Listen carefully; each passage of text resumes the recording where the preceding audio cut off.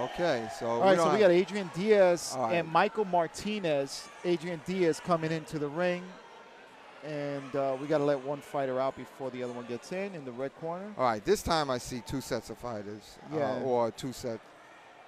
Yeah, I see a red and a blue. So this is going to be interesting. This is going to be an actual. It was pretty hard to commentate that walkover. You know, I was looking for extra technique on how he walked to the middle of the ring, whether he did it with confidence, whether he did it with bravado, or whether it was just a little bit too much. And I just couldn't commentate on the walkover.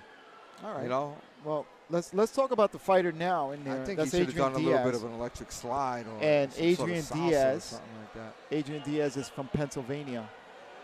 All right. Do I got anything on Adrian Diaz? Yes. Adrian the Ghost Dog Diaz. All right, I've got information. He's in the blue corner. Adrian the Ghost. No, he's in the red corner. So Puerto Rico, the Puerto Rico fighter is Michael Martinez from the blue corner. Boxer Adrian the Ghost Dog Diaz is 17 years old. He has 21 fights with over 20 wins. And his trainer is Jose Mena Jr. He's representing Hazleton, PA Boxing Club. And he's a tough fighter. He likes to mix it up. He came to Puerto Rico to steal the show. He wants to be a closer, the Ghost. And on his trunks, I see it says the Ghost. And what is that, George? These are 147 pounds, so we're going to get started there. All right, welterweights. Welterweights. All right. Yeah. All right. So after only a few hours of waiting in absolute suspense, we're going to see a fight. We're going to see some boxing. All right, Michael Martinez is in the thing. This is bout number 2. Hannah Mai Vasquez. Tony Ant is watching. Carlos Acosta says, what's the bout number? This is going to be bout number 2. Bout number 1 was a walkover. All right? And if you didn't see it, I'm just going to fill it in. Somebody was doing an electric slide. All right. All right. Let's see. It looks like Adrian Diaz wearing the Dominican flag shorts. And you have the hometown fighter Michael Martinez in the blue. All right, so you have Quisqueya versus Boricua, right? Yeah, that's right. All right, they meet in the center of the ring. Okay. Shaking heads. All right, fine. I like it already. They're doing a legit stare down right there, George. That's They're right. in each other's face. And I love that. I love the amateur athletes, man. They're here to compete. They're not getting paid for this. This is all about pride. All right, here we go. Round number 1. Adrian Diaz in the red corner with the red gloves and the red. And right away, gear. you see the good footwork in blue. Michael Martinez, he has that perfect stance. He moves like he's floating on air. Missing with a big left. Right. And Adrian Diaz is looking like he wants to mix it up like a tough American fighter. He's going to be dipping in, trying to make it an inside fight, pushing forward. He's a little bit on his front foot, but he seems to have reflexes, knows how to get his body back and his head out the way. I like what Michael Martinez, the way he's moving around the ring, but Adrian just trying to corner him and a little pushing, shoving there. Ooh, Michael Martinez showing a little bit of salsa. I believe that's a cross-body lead. Oh, Michael Martinez switches to lefty and back to righty. And we've been seeing more and more of that in the amateurs. Oh, and a big body shot by Martinez. Adrian Diaz trying to put him up against the ropes. Right, and Adrian Diaz is coming in with moves, but he's not coming in with punches. He's coming in with dipsy-doos. Put his hands down. Look at that footwork. And nice footwork, but I wouldn't be doing that if I was him.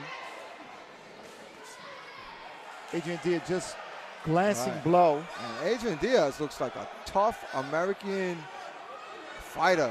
He's throwing hard hooks. He's dipping in. And Martinez going in with the combination to the body, again scoring. I think temporarily hurting Adrian Diaz. And Adrian Diaz firing back with a nice combination of his own, trying to get low and connect to the body, now going up top. Martinez slipping in and out, slipping out of the ropes. And Martinez is flowing on his feet, and he has some beautiful footwork and hand speed. And Adrian Diaz is like the Rocky-esque type fighter, but really good. Martinez connecting with that left hook. And again with a two-punch combination. Diaz trying to come in. Martinez staying on the outside. Right, and Martinez switches to lefty again. And again, Diaz makes him pay for his switch, though. He's caught him with nice a good hook. uppercut, and then now a double hook. And a nice right hook to Adrian Diaz. And look at Martinez. He's got some hopping around, moving very well in this ring in this opening first bout. And this is it. This is some pretty movement by the Puerto Rican. And they're showboating a little bit by right. Adrian Diaz from Pennsylvania. Right, and Adrian Diaz is got to find his space. He's not quite sure what to do, and he was coming in hard before. And now Martinez putting Adrian Diaz on the ropes and connecting. Yeah, and he connected to the back of his head there, too. Yeah, tied up a little bit. The referee breaks them apart now. Now, again, they're meeting. Adrian Diaz with a nice hook, a left hook, catching it. I'm sorry, Martinez. That was Martinez with a nice hook. And wow, and that is some good boxing. And this is what we came here to see. So now, all of you should not be disappointed at all. All of you should be saying, like, this is what Puerto Rico is about, and this is why they're bringing international fighters in.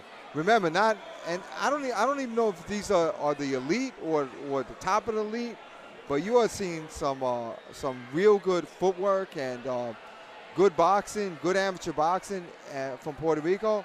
And let's give Adrian Diaz some credit. Adrian Diaz has more of that American style here. He's dipping. He's trying to come in for body work. He's not leading with his jab, though. He's trying to come in with he's trying to time Michael Martinez, trying to dip his head inside and coming in with hooks, hard punches. A guy like Michael Martinez, who's just floating on his feet, hard to get with those kind of punches. Hard to get. And let's see as the mixing of styles comes in. All right, round number 2. Right.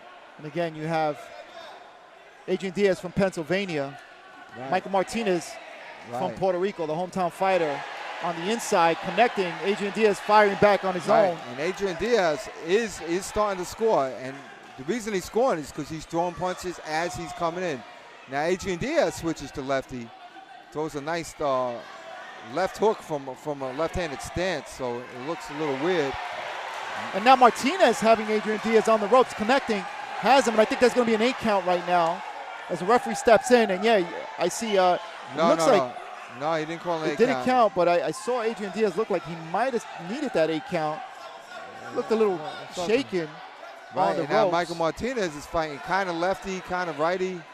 And clash to the heads right now. To a nasty headbutt Michael Martinez did. Of course, that wasn't on purpose.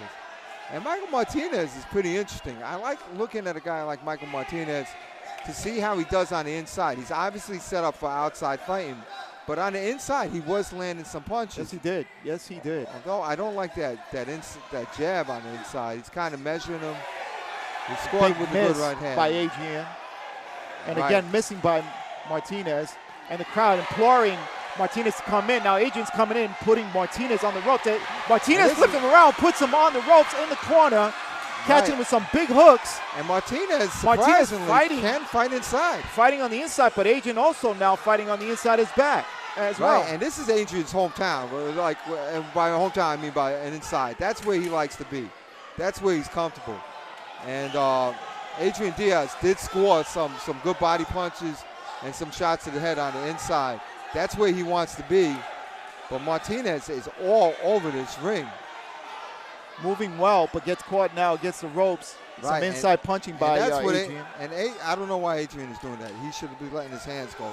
He's on the inside. That's where he wants to be. Right. And Martinez is showing that he can fight on the inside. And Martinez's answer on the inside is by throwing a right hook from a standard right hand stance. And now Adrian holding Martinez on the ropes and scoring to the body. And Adrian's doing pretty good over here. He's doing well holding Martinez on the ropes. He is scoring some inside shots to the body. He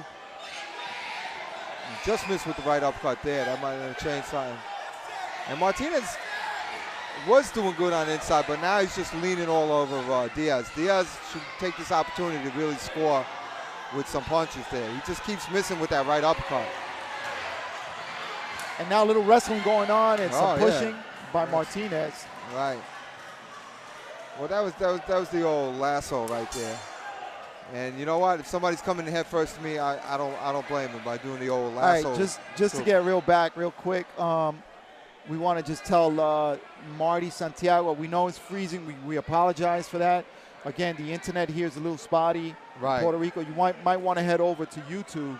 Right. YouTube, you get a better reception. Okay.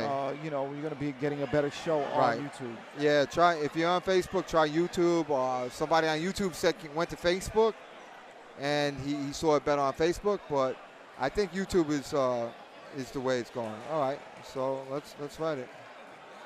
So go to YouTube for a better experience, and you'll be able to watch. It's a better stream. Unfortunately, here because of the hurricane, there was some issues with streaming services. Some of the towers are down, and that's why we're having some issues. Right. All right. So again, we're live streaming from a place that's on generators because they had hurricane damage. All right. So here we go. The round number 3, third and final round. And Diaz is coming out like a whirlwind.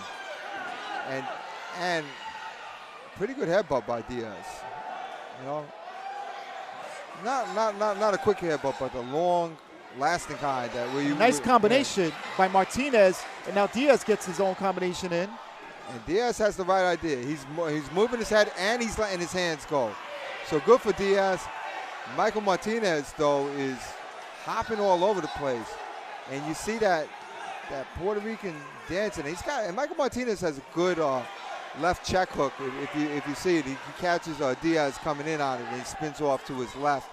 Nice check hook. For those of you, into the boxing game and looking for what a check hook is, Michael Martinez is throwing a lot of them. And now Michael Martinez is playing games and beating up on our camera person. Wow. All right. Wow. And they're going. All right. YouTube is on. YouTube is on.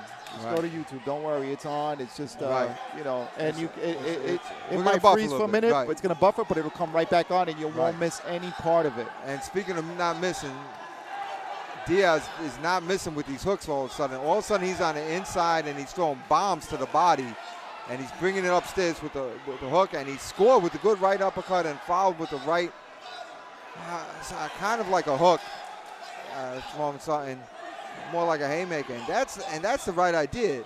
Edwin Diaz is doing much better in this round. He's hitting to the body. He came in with a flying jab, and he's doing much better at this. So Diaz is really scoring well to the body. He comes upstairs with a monster hook, and Michael Martinez is learning what it is to be mauled right now. Good experience for this youngster to try to keep this American-style fighter off of him. A hard body-punching, hard Rocky-style fighter in Edwin Diaz. And Edwin Diaz has really found his rhythm. He's crowding Michael Martinez, and if he can keep it up, he's really making a statement. And Edwin Diaz is throwing punch, and Edwin Diaz that was a clash of heads right there. And Michael Martinez seems to think he knocked him down. Interesting. Wow. And Michael Martinez is trying to unload with hooks right now and scoring with a few of them. Diaz is coming back, and the two are letting him fly. And this is a good fight. Coliseo versus Boricua. All right. And the referee says, stop headbutting. Well, it's too late to tell them to stop headbutting. They've been doing it the whole time. And I don't know what that was. All right. So, all right. That's how we go. Great fight. I see that fight as 2-1. Michael Martinez versus Adrian Diaz. I gave Michael Martinez rounds 1 and 2, and Adrian Diaz round number 3. Yeah, we just switching over to a whole different internet, so we're hoping that we can get a better stream for you guys. We're switching over, so just be patient. Be patient. Right. Be patient.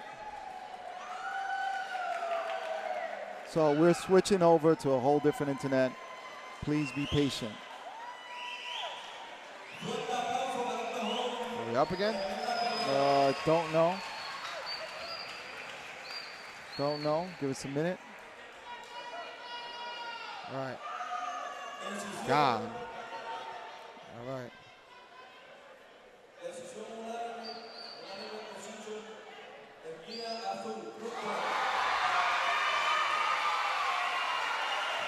All right, so blue corner, Michael Martinez wins. All right.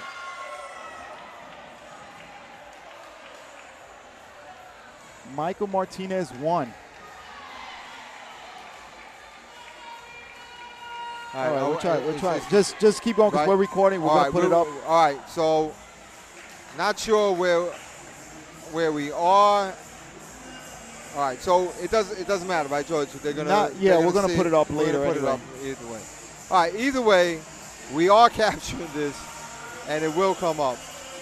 You know what it is? I guess as people are coming in, I think they might have shared that Wi-Fi with everybody, and that's why we're having an issue now.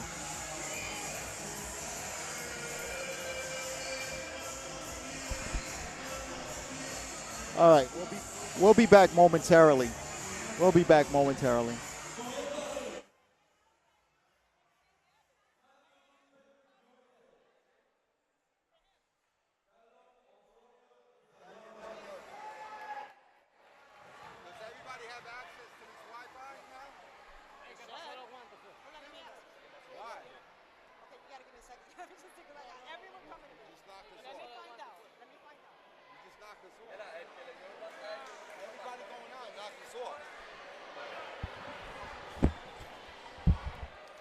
All right, we're still recording this, so we'll just keep, we'll just keep trying.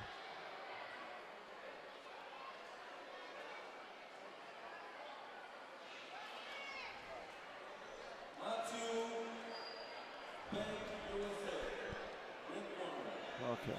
All right, so we're gonna keep going. We're gonna keep going, Dave. What can I tell you?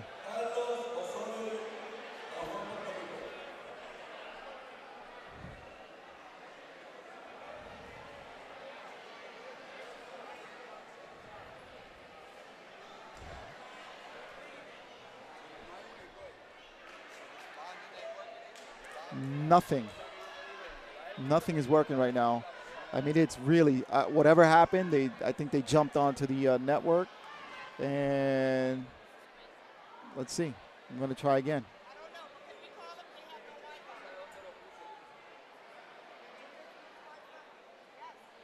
You shared the Wi-Fi with everybody. Everybody's on the Wi-Fi.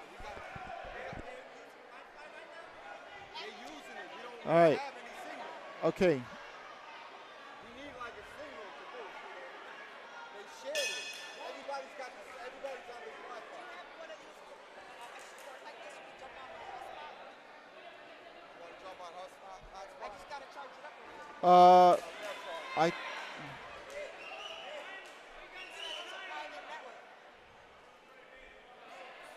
Let me try again. Let me try again.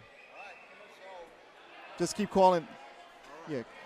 All right. So we know this is probably coming late to you, but in the blue corner now we have Carlos Osorio, and that's from San Juan, Puerto Rico.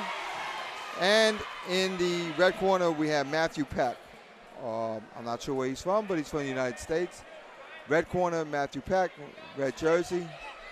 And we're looking at Carlos Osorio. And Carlos Osorio, I'll tell you what, from what I've seen of these Puerto Rican fighters, they really stress a good stance. They have a nice, wide, Tito Trinidad-esque type stance. He's holding his weight on his back foot.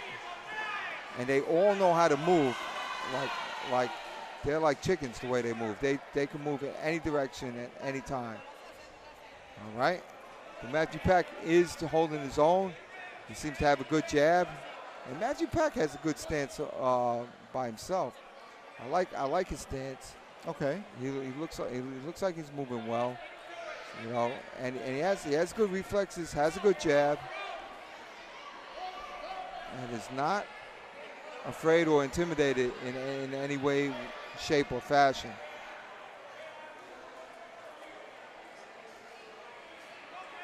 All right, keep calling it because I'm gonna see if we can still keep working. Right. Okay. And we're gonna go. I think we should be back live in just a second. We should be back live in just a second on Facebook.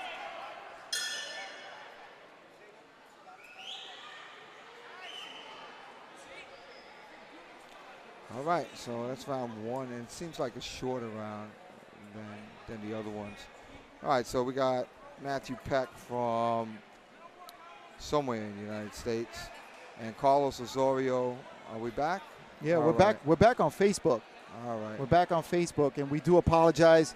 Like we've been saying, we have spotty reception here In Puerto Rico, this in is Puerto Rico. This is part of it. What we're trying to do is trying to get some attention. The government is involved in this, and they are sponsoring part of the show.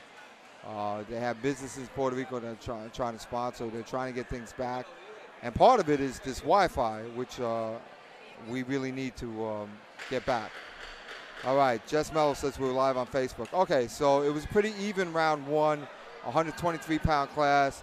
Matthew Peck is in the red with red jersey, black and gold shorts. And then in the blue, you have Carlos Osorio. And like I was saying, when you take a look at the Puerto Rican fighters, a nice right hand, left hook by Carlos right there, is they really hold their stance. Very Tito Trinidad-esque like stances, very wide, but still fast on their feet. They can move in any directions. And I don't know what that was right there. That looked like he was trying to do the funky chicken. The funky chicken. Okay, we're back live also on YouTube right now. All right, in the ring, you have Matthew Peck from the U.S. in the red corner. And you have Carlos Osorio from San Juan, Puerto Rico. These are 123-pounders. All right, and we do apologize for the interruption. We had some Wi-Fi issues, and that's exactly why we're here in Vieques, Puerto Rico. We're trying to bring you the live action, and we're trying to get that fixed for you. Right, and then I understand, the local Subway shop is one of the sponsors of the show. So we've been eating sandwiches at Subways. Well, I haven't because I'm trying to eat the fish. So Subways. And look at Matthew Peck. He's trying to come back. He got thrown against the ropes, and he came out with a plethora of punches. And he's got a little bit of a semi-shoulder roll thing going on there. Mayweather-esque like, trying to hold the way he holds his hands. But he's not really a shoulder roll type guy. He's just keeping his left hand down. All right, and meanwhile, Puerto Rico, Carlos Osorio has both hands up, and he's just all over the place. 123-pounder from San Juan, Puerto Rico. And they're in a clinch right now. The referee's going to break them up. All right. And as we're trying to fix all the live streaming here, we do apologize for that. As this round goes down to the last 10 seconds. And I tell you what, I've seen two of the Puerto Ricans fighters inside, and it seems like they hold on the inside. I don't know if that's you know what? I wonder if that's an actual strategy. Maybe they tell them to hold to have the ref break them up. Sure. You know, the ref can take points from them, but they haven't been warned. So that's something interesting. They all seem to hold on it. Well, both. I've seen two fighters, and I'm looking at what I can see, if I can see trends in the amateur style. So what I see from Puerto Rico right now is they have a wide open stance. They hold a stance. They're very belated. They're very turned to the side. You know, they give a minimum target. You know, it's pretty interesting how they look. They look like they're all trained by the same guy, and they have a certain type of fighter that they want to be in mind. To me, it's Tito Trinidad. Right. I see you that. Know? Yep. Absolutely. You know, the American fighters are more into, and when I say American, of course, Puerto Rico is American too. But I'm saying from the mainland, you know, they're a little bit different. They look like they want to mix it up a little bit more on the inside. Right. And here's round number 2. Right. Carlos Osorio from San Juan, Puerto Rico in the blue, and you have Matthew Peck from USA. But I don't know where Matthew Peck. I think he's from Connecticut. If I remember correctly, looking at this young man, I think he's from Connecticut. He might be from upstate. I'm not sure. Syracuse? Well, he might be. I'm not sure. But either way, now Matthew Peck is changing up a little bit. He's on his He's on his heels. He's dancing around, and he's doing some good work himself. Now this is the Matthew Peck of rounds 1 and 2, running forward, trying to barrage his opponent with punches. I thought he was doing good when he was dancing around. Yeah, there he goes again. He's trying to dance around, popping his jab, moving his head, and then making his opponent miss and making him pay. I thought that was pretty good. And Carlos, Matthew Peck holding on right now. But Carlos Cesaro seems to be a little bit befuddled by this. You know, Carlos Cesaro is just trying to throw some bombs, it looks like, all of a sudden. All right, so we're back up on both YouTube and Facebook. Okay. Now the guys meeting up. Right, and don't worry, this has been recorded, so you can go back and get the whole fight on it. Right, we'll put it back up. We'll as put well. it back That's up. correct. That's correct. All right. So sorry about that, but we're back up. Oh, so they say, yeah, he is from Connecticut. He's from Coba. He's from Connecticut. Okay. I'll tell you what, I don't know what they're doing in Connecticut, but they learn how to move all of a sudden. Because Matthew Peck, when he's boxing like that, he's looking good. Well, you know, we did a show in Hartford a couple months ago, and they really, their fundamentals are really sharp, Dave. I'm very impressed with Matthew because he changed it up. Although Carlos Cesaro scored with a couple of hooks, and Carlos Cesaro is abandoned everything and just went hook crazy. And now you see some of the clenching. All right. So that was the third final round. I thought that was the second round, you know, and I apologize. It's just that I've been trying to fix all the stuff bugs, with the streaming, right. yeah, with all the craziness. Right. We've been hopping from network. We've been network hopping over here. It's basically, it's a tough job. We're trying to put different networks on and go into different hot spots. It's part of the technical aspect of it. I have no idea what I'm saying right now, but George does, and I hear him mumbling and cursing and changing networks and doing things like that. So I figure I got a pretty good grasp on it. What do you say, George? Did I adequately describe what you're doing? Yeah, that's fine. Yeah, That'll do. Right. All right. That's good. All right, so we gotta give a couple of shout outs to gold sponsors. Here's Vieques Air Link here in Puerto Rico. Vieques Air Link.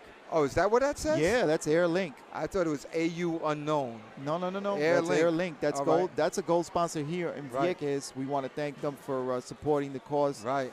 To bring awareness to the Vieques through this sporting event. And as you could see, they could use some Wi-Fi help over here. Right. Yes. They could use some phone line help. All right, so you want to get in contact with the Pretty Girl Promotions. They'll tell you exactly how to help.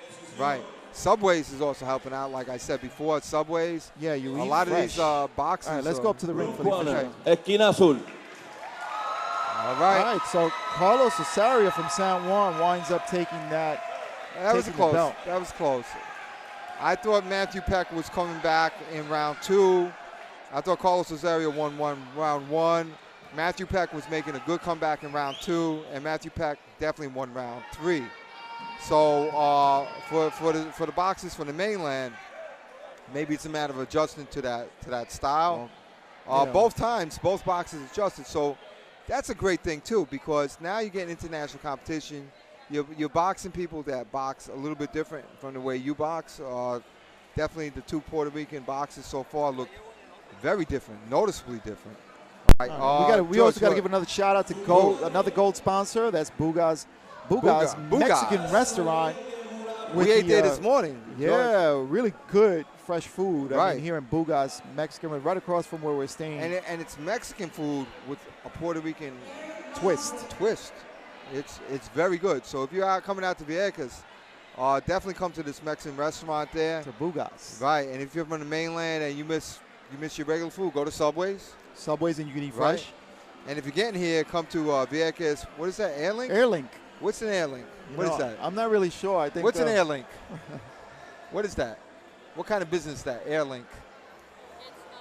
It's inter-island travel. So Okay. So inter-island travel. if you're flying in from San Juan or other Virgin Islands, we take a shuttle. All right. So if you're flying into San Juan and you want to go to the other islands of Puerto Rico, you go to Vieques Airlink.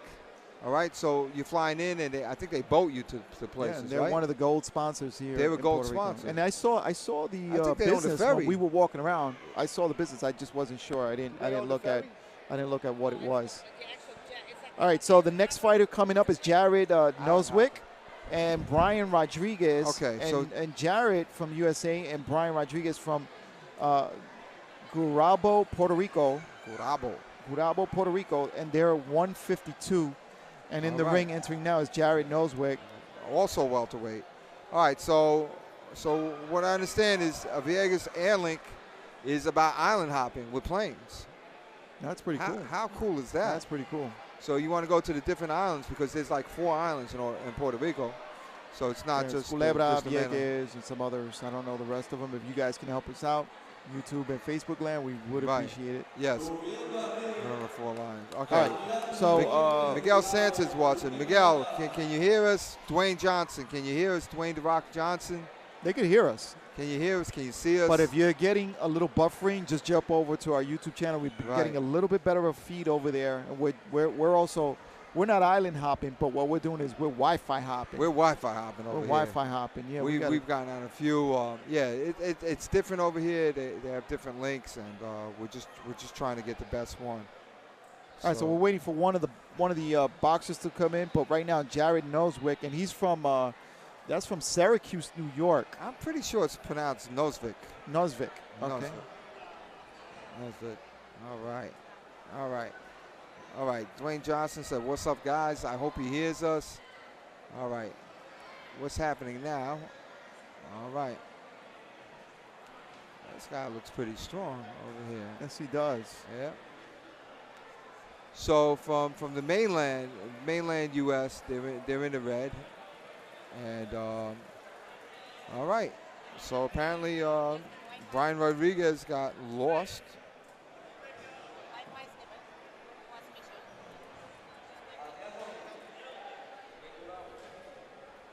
All right.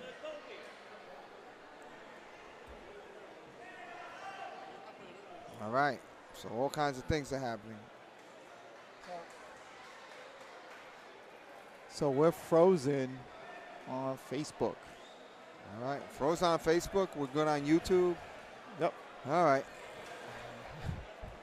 You can't make this up. Yeah. Well, it is what it is. I mean, and the fight card is frozen in time too because we're.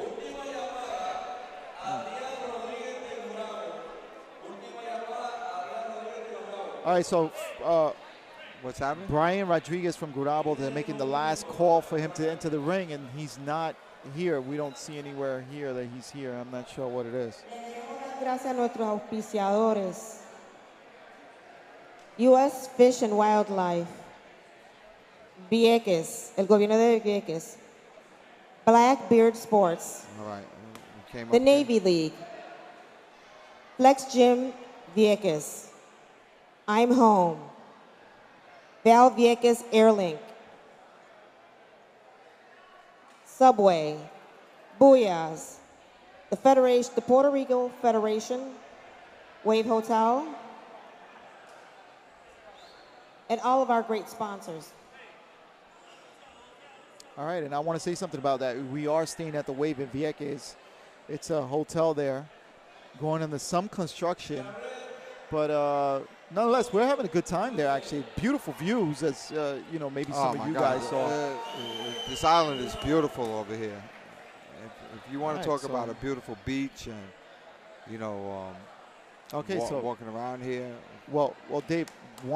Before you go further, Brian Rodriguez from Gurabo did not show up. So really, he got disqualified. He showed up. So Jared Noswick automatically takes this fight. That's fight number 4. Fight number 5 is going to be coming up, and that's Efrain Caresquillo from Humacao and David Muleno. And I'm thinking he's a hometown fighter here. It doesn't tell us exactly where he's from, but nonetheless, that's fight number 5 coming up. That's fight number 4 that you just saw right now. Well, the lack of fight number 4. Jared takes that belt home back to Syracuse, New York. So he takes that belt back, Dave, without fighting. I don't know. This is strange because this guy, Brian Rodriguez, weighed in. Yes, he did. And he's from Gurabo. Is that anywhere near here? Did he have to travel to come here? I'm asking the promoter right now. Yeah. Did he have to travel to come here? Put on a headset. Wow. I don't know. All right. So, like, you come here, you come to fight, and then what do? You look at your opponent and then walk out? Yeah, I don't know. Wow.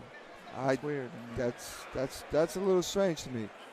All right, so obviously Puerto Rico needs some help over here. I think you know what too. There is a transportation issue here because we to take a cab to go to one of the hotels, we had to wait for like 40 minutes to take a 15-minute ride. Right. It was really strange. Yeah. But and the cab driver told us, yeah, there is a lack of cabs and the jobs are scarce. And that's part of the reason why we're here. We're trying to bring awareness to this area. Right. We're saying that like a lot of people are flying out to Florida and North Carolina to try to get work. And, right. Yeah, it's very hard. And I guess the boxing is taking a hit too. We actually need this show to revitalize boxing, and hopefully after a couple of these shows get successful, things could start running in a fashion. Yeah, they probably haven't had a show in a long time. Yeah, this is the first one. I mean, they got struck with a Category 5. I mean, that's in the history of the world. And as a matter of fact, we're supposed to be in a bigger gym, right? But that gym, is like the roof is half off. We saw that. Yeah. We went to the Coliseum that we were supposed to be at, and I mean, it was devastation. We walked around the island. We saw a lot of devastation, and unfortunately, that's why, they're having some issues with traveling. Right. The beaches are full of, downed trees, and I mean, it's just a lot of devastated homes that are just abandoned. Right, and you can see you don't see the trees down anymore. Obviously, those are gone. On some of the beaches you see some gates and some walls, and it's like you can see the damage that these flying trees essentially did in like Vieques. Missiles. They're like missiles. Yeah. That's what we're talking about, and the wind really tore up some of this place. So we get to see that firsthand here. So let's hope that this first boxing show of the year, does something to stimulate boxing in this area, in this island, in this small island, which is a part of Puerto Rico. All right, so in the ring now, these two fighters entered. You got Efrain, like I said before, Carrasquillo from Humacao. He's 140 pounds. He's in with the blue. This is crazy, but he has blue attire, but he has the red headgear and red gloves. That's Efrain Carrasquillo. And then you have David Mulero from Puerto Rico. Is he from Puerto Rico? Yeah, I believe so. He's the hometown fighter. Okay. All right. So the hometown fighter, Puerto Rico, is wearing the blue headgear, blue gloves, but is in black. All right. So Puerto Rico has been in blue most of the time, but they are not blue this headgear. time. Yeah, this time they're in black. Yep. Right. So they switched it up for this one. And Efrain Carrasquillo is from where is that? Humacao? That's Humacao. All right.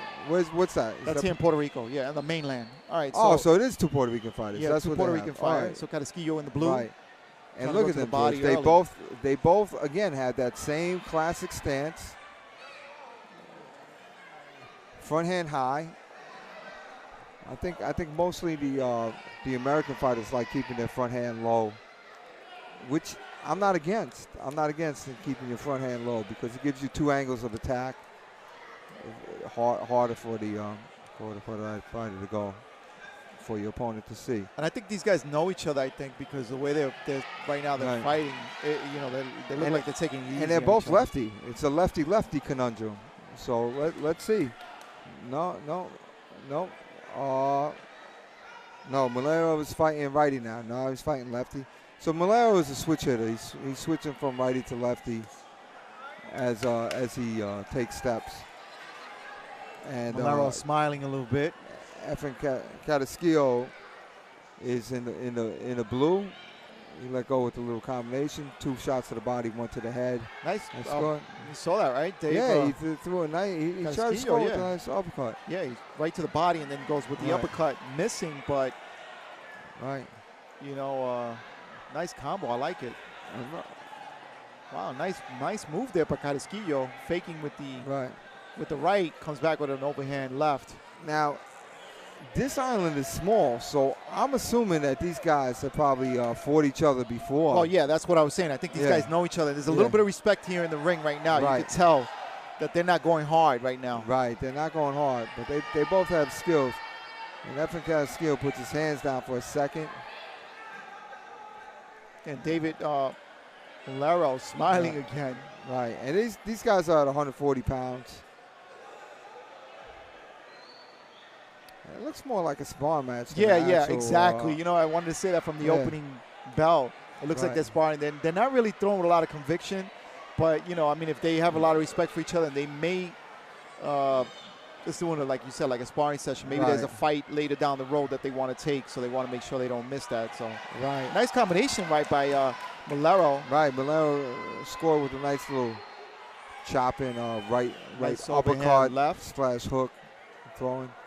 And you know what? This is important because if they're both competing for this is an interesting concept, George.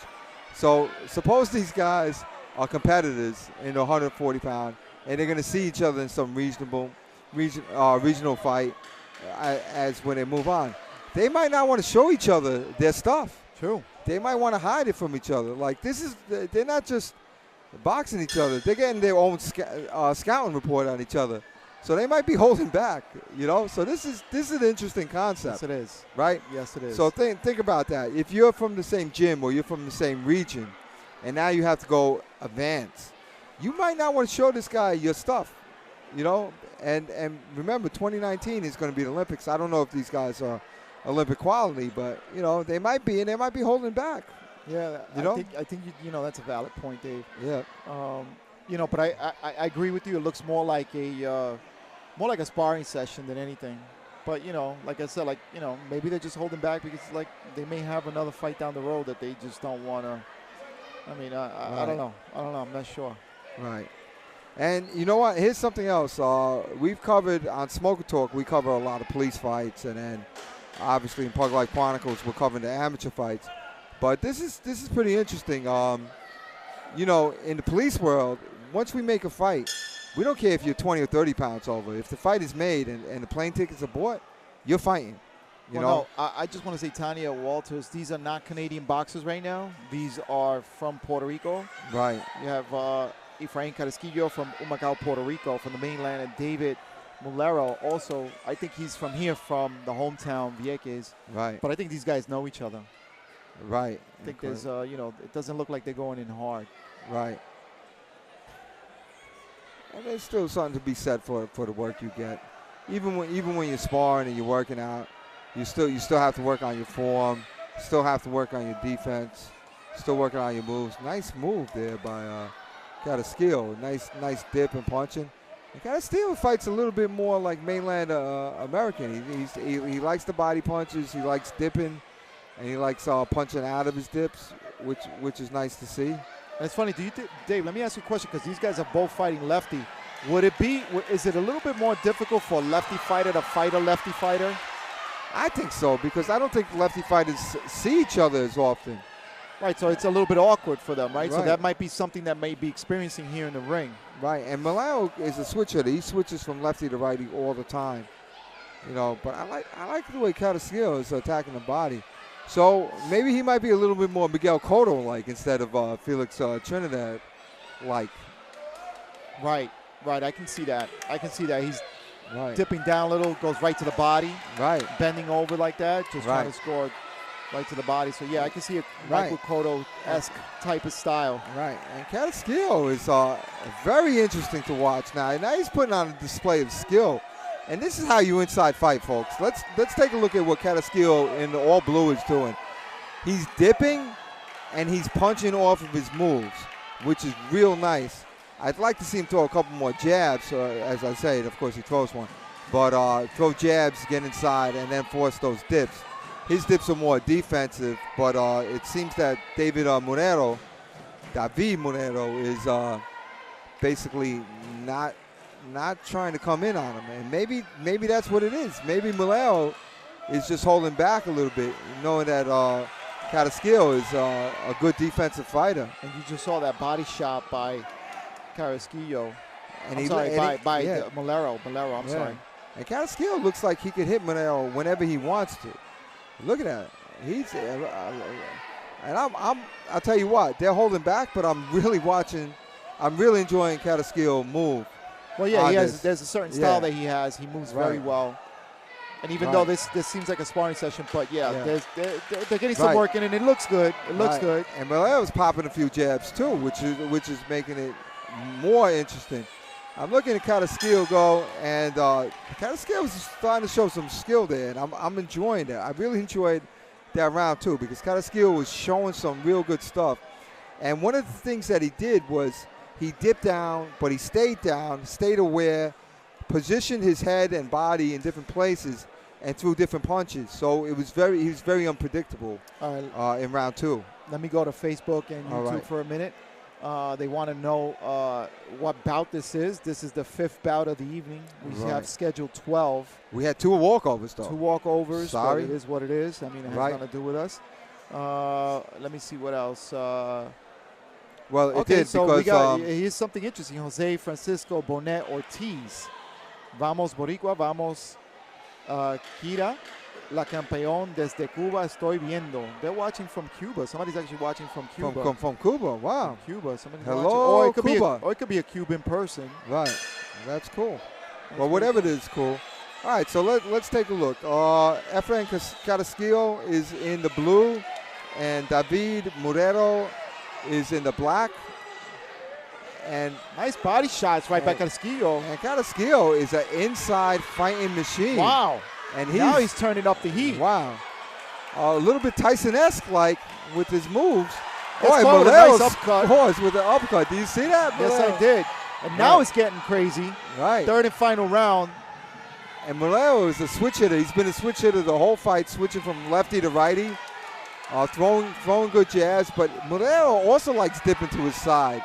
A little strange for a fighter that tall, but I like it. Moreno going to the body. And now Carrasquillo going to the body now with a nice uppercut. I like what he does. He goes to the body and then he follows up with an uppercut. And gets I'm not sure what happened. His mouthpiece came out. Oh, his mouthpiece came out. Okay, so there's a time by the referee. He put it back in. He popped it back in. Yeah, it's not 100%. Well, it didn't fall on the floor. Now it did. Now it did. Now you got to rinse it off. No, they kissed it to God. They kissed it to God. All right, the 5-second rule was employed. It's applied. All right. All right. He dropped his mouthpiece, but it was only for a second. They kissed it to God and put it right back in his mouth. I love Puerto Rico. Love him. All right. So Efrain Carrasquillo is trying to show his moves, but David Moreno has been up to the task, and he comes in with the under-over. Right uppercut, right hand. Nice combination there by Carrasquillo. Carrasquillo putting on a show here in the 3rd round. Right. And so is Moreno. Moreno also, but I'm kind of liking more a little bit of Carrasquillo style. I mean, I know they're taking it easy. It looks more like a sparring session. But not anymore. Not anymore. No, they're letting him go. Round. There you go. Right. Well, and the crowd is going nuts over here. They would, you know what? They went from a salsa to a merengue. A nice body work by Carrasquillo. Carrasquillo working the body again, moving Moreno to the back. And again, letting his hands go. Letting hands go right to, and it looked like he. That looked like a knockdown. But that was a knockdown. It looked like a slip to me. Oh, I think that was a knockdown. Wow. And Moreno stuck something in there. Look at Moreno. Moreno's trying to land with those short punches, with those long punches, but Carrasquillo got short. Nice body shot by Moreno. And another body shot. Now more body shots by Moreno, putting Carrasquillo on the ropes. And now Carrasquillo trying to get out of that ropes, being off the ropes. And this round seems a little longer than usual, but they're still fighting. Now I think we're going to a 5-minute round, George, and let it go. Punches. And now Carrasquillo coming forward. Both these men tired. Carrasquillo trying to hang on. He looks a little gassed out. Right. He's putting on a show, these both guys. Wow. And I love the way Carrasquillo's hair is going all over the place. He looks like a knight with a feathered helmet. That is cool. Great 3rd and final round. Whoa. Great fight by Efrain Carrasquillo and David Moreno. Wow. Mulero, And that was good. Excellent And fight. I think we saw something that we should write to the commission about. I like the hair on the top coming out. I mean, it looked great. It was easier. Kind of scared with all that head movement. It was hard to follow where he was going. But with his hair popping out like that, you really saw all his moves. It was almost like a video game where you could, like how they light the light in hockey. Great. A lot of action in that last round. Goodness. A lot of action. All right. Wow. We got to get Great more long show. hair fighters. Great show by these two gentlemen this evening. Wow. Now, Dave, let me ask you. Who did you think won this fight? That's tough. I'm really not sure. Round 1, I couldn't call. Round 2, I thought Carisquillo won. And round 3, I thought David Morero came back and won round 3. So I don't know who won round 1. Because round 1 was that soft, getting to know each other round. Right, right. It was more of a feeling out round. That was exciting, though. That was a great match. So we're getting the scorecards now as here we go. Decisión dividida. Oh, it seems like it's a split decision. And that's what I'm saying. It should be a split decision. It makes sense. Esquina roja de Macao. All right. So they gave it to Carisquillo from Humacao, Puerto Rico, from the mainland. He wins this bout, and you know what? I think I saw the same. I think it was leaning more towards him, and some of the crowd is booing. Right. Because he's not the hometown fighter. All right. Well, you know what? Somebody should have told David Moreno to fight that first round instead of playing whatever they're playing, patty cake, or don't play patty cake when we're ready to fight. Okay? That'll be a lesson. And this is why Puerto Rico needs these fights. Look at that. The crowd is energized. You could hear them. They were going real slow from like a slow some sort of slow dance. Then it picked up like in the beginning of the second round. It went more to a salsa. And then it went to a merengue. It went to a merengue típico, which was like the fast merengue. So they were going. The crowd was going. They were moving. All right. The crowd was moving. They were in unison. I was enjoying that. I really enjoyed that match. And it was good to see a Puerto Rican fighter with a different style. Yes. Because I thought they were all Tito Trinidad, but they're not. Some are Miguel Cottos. That's right. So look at that. Good stuff tonight. We made a discovery in Puerto Rico. All right, so we're coming up to the 6th bout of the evening. We're waiting for the fighters to get into the ring. Right, and we're going up to the middleweights, 165 pounds. Go ahead. We're going 165 pounds. And we have Damiani Williams from the United States. I don't know what Jimmy's from. If anybody knows, let me know.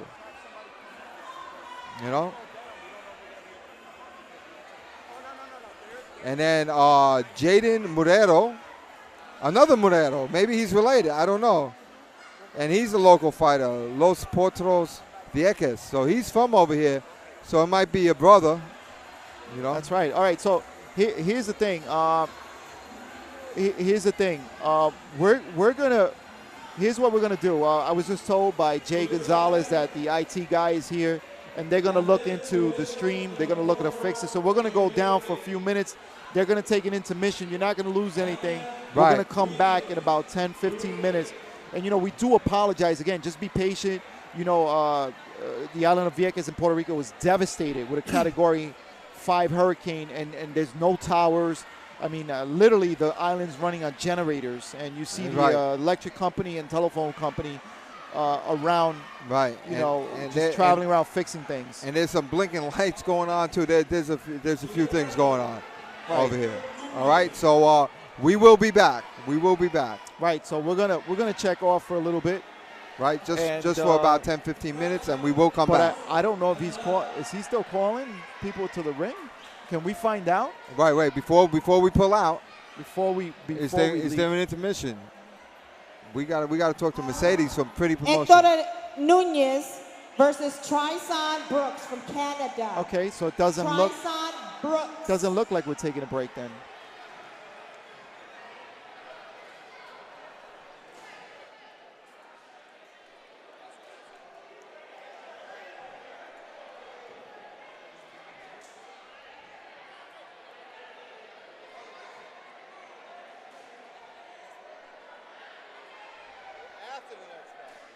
Okay. All right. Okay. So. All right. So we're- after the next bout, there's going to be intermission. Yeah. After. We're next just bout. prepping you for it. Right. All right. And I think another person just pulled out of this fight. So we're going to go to. Wow, this is pretty interesting. All right. All right. So we're going to skip bout number 6 on our card. Well, you know what? You guys don't even know. You don't have our bout card, so you don't know what's going on. All right, so I think this guy is somebody that we're supposed to look for. Tristan Brooks from Canada. Right. Yeah. Tristan Brooks of Canada. Sharp-looking kid. Right. Sharp-looking kid. Very fit. Supposedly, he's very interested in trying to make the Canadian team. He has over 50 fights. And he was a 2017 Canadian champion, wasn't he? Canadian champion. That's right. He was also some sort of regional champion. I don't know what he's talking about. Canada's a little bit Yeah. different. I'm not sure, but yeah, they have they have a Right. different way of doing things. But I think they have a hockey fighting championship too. I don't think he participated in that now. too. Tristan Brooks. He just entered it. We want to keep it on. We want people to watch this. So what happened to bout number 6? Well, apparently they're skipping over one bout or something like this. So was it canceled or?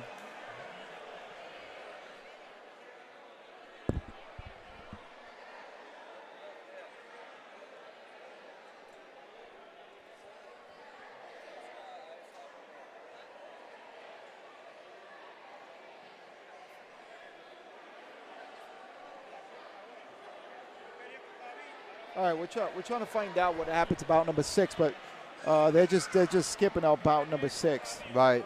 Who knows if they're going to come back? We got no clue. All right, so this Hector Nunez from Puerto Rico, I'd like to see who they're putting in against Tristan Brooks, because this might be about that we're talking about, George. We're talking about the 2019, the tryouts. This might be a preliminary look into like who's coming up. That's correct. You know, because you just don't know. I mean, people have their favorites. According to Tristan and his trainer, no. All right. Oh my goodness.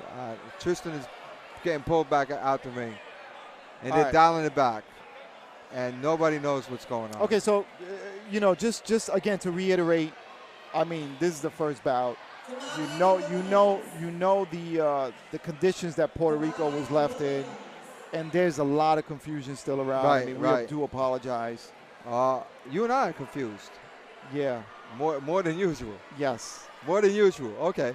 So just hang in there. Hang in So there. if you guys are having trouble out there, and you're wondering what it's like to be in a confused state, and maybe some of you are kids, just look right? at us, right? Maybe some of you are kids. Don't do drugs, because this is what your life is going to look like. All right? If you do drugs, this is how your life's going to look like. You don't know whether you're coming or you're going. You have no idea what's happening if you do drugs. Stay away from drugs. All right? There's no such thing as a recreational drug. All drugs are bad.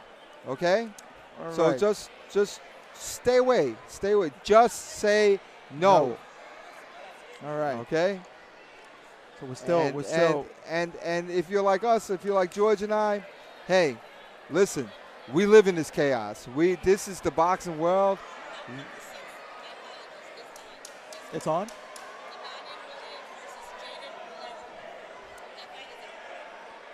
Okay, so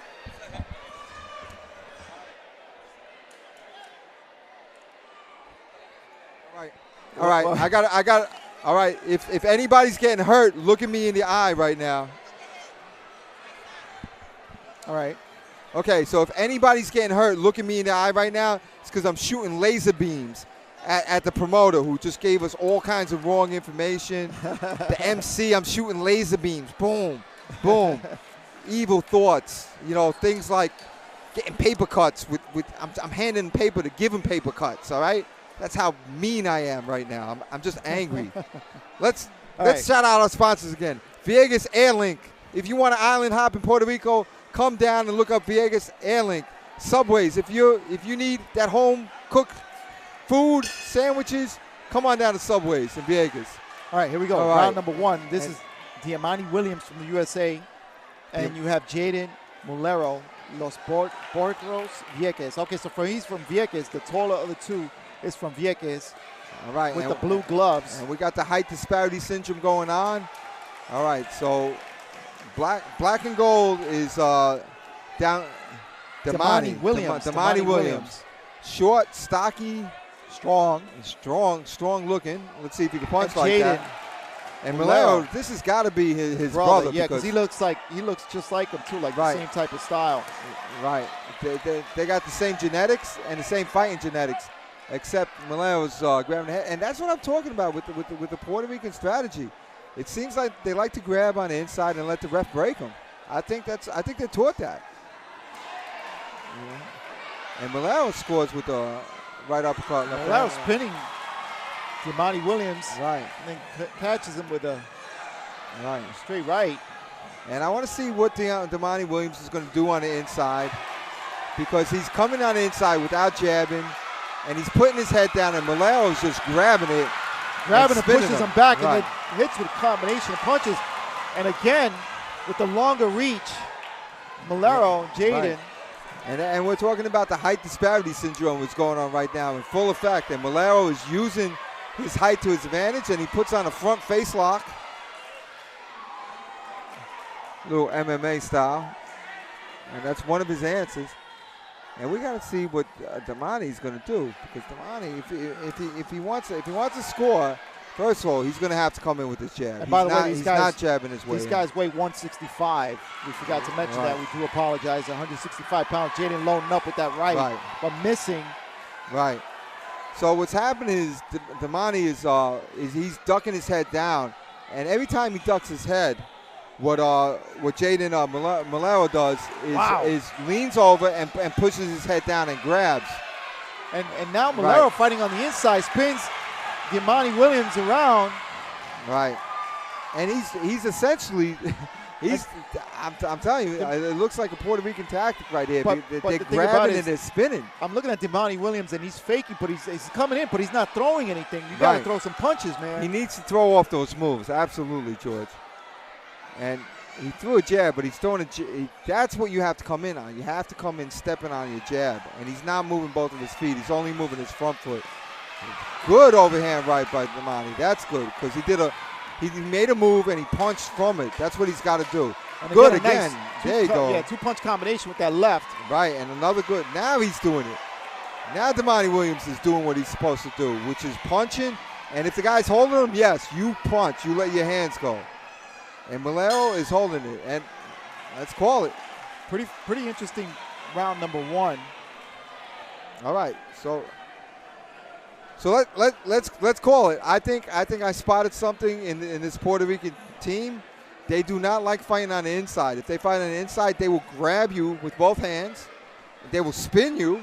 You know, a little MMA type move. No, and then finish with a couple punches. They finish, you know. They leave, they get out of that with a couple punches. Yeah, so it looks like, you know what, I don't say that they're taught it, but maybe they're used to it. Maybe that's the way they referee down here.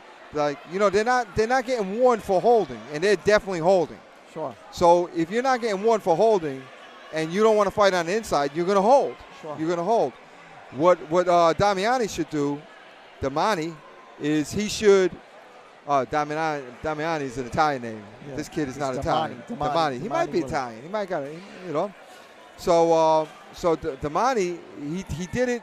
He did it at the end of the round. It's when he was getting help, he started letting his hands go, because if they're holding you with one hand, hit him with the other. You hit him with the other. Yeah, absolutely. So he did that well, and he did some dips and doos, meaning that he made punches off his moves. So as long as he does that, he'll be okay. All right. Round number two. And Jaden Mulero is just got to box and use that height disparity to keep him at bay. But he doesn't look like he's holding him off. He's throwing a jab, but it doesn't seem strong enough to hold Damani off of him.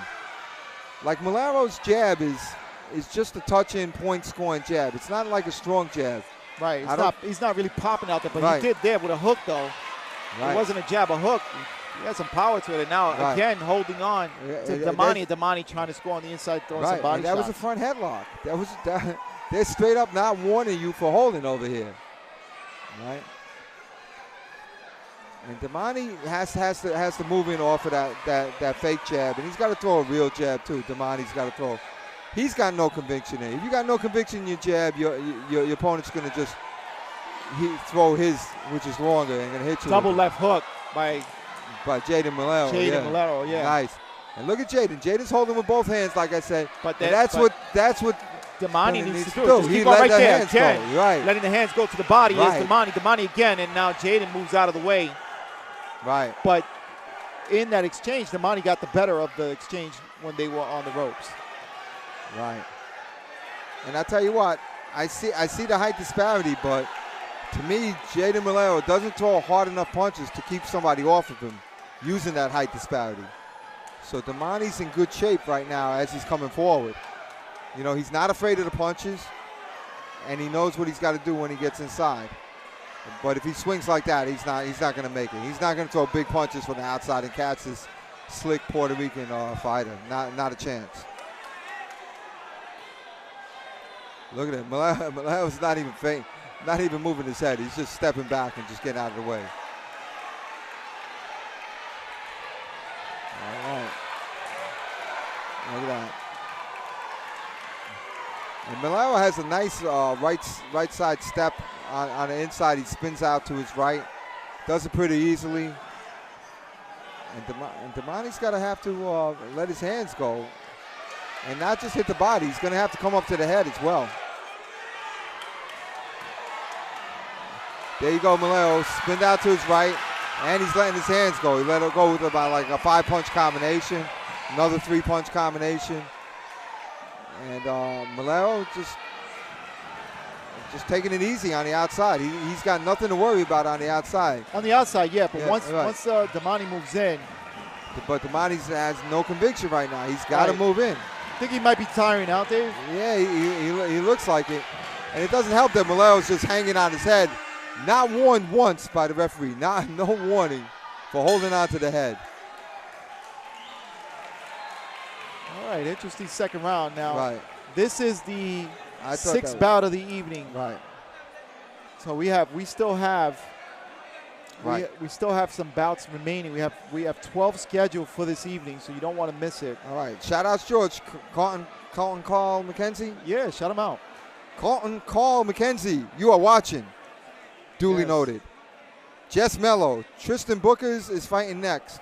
Tristan Brooks. Brooks, yes. Is that Brookies or is it like that rhymes with cookies? They actually pronounce it Brooks. I asked them about that. Oh yeah? Yeah, they You do did? actually. Yeah. Oh, so I want to know whether it's Brookes or Brookies. Yeah. Do you mind if we call them Brookies? And Dwayne Johnson says don't do drugs. Dave C says so. That's correct. That's right. And yes, That's Dave good. Romeo, the conditions are bad in Puerto Rico still. We're having some spotty Wi-Fi issues, Right. and it is what it is, man. Right. They need a Romeo down here. Yes, they do. Tanya Walters. All right, round number 3. Round number Third 3. and final round. Right. And then look at that. They didn't pull out the still. Third and final round. We'd like to say shout out to Danny Vega and Michael Young. And I know the broadcast keeps pausing. Just jump over to YouTube. We're getting a better feed out there on YouTube. Just jump on over. Right. All right. So now let's see. So Damani Williams looks like he wants to come in again. And he's using a little bit of a Mike Tyson style dip and do. I think part of it, I think he's tired, Dave. I think he's a little bit tired. Looks a little winded. All right. He's tired of getting held.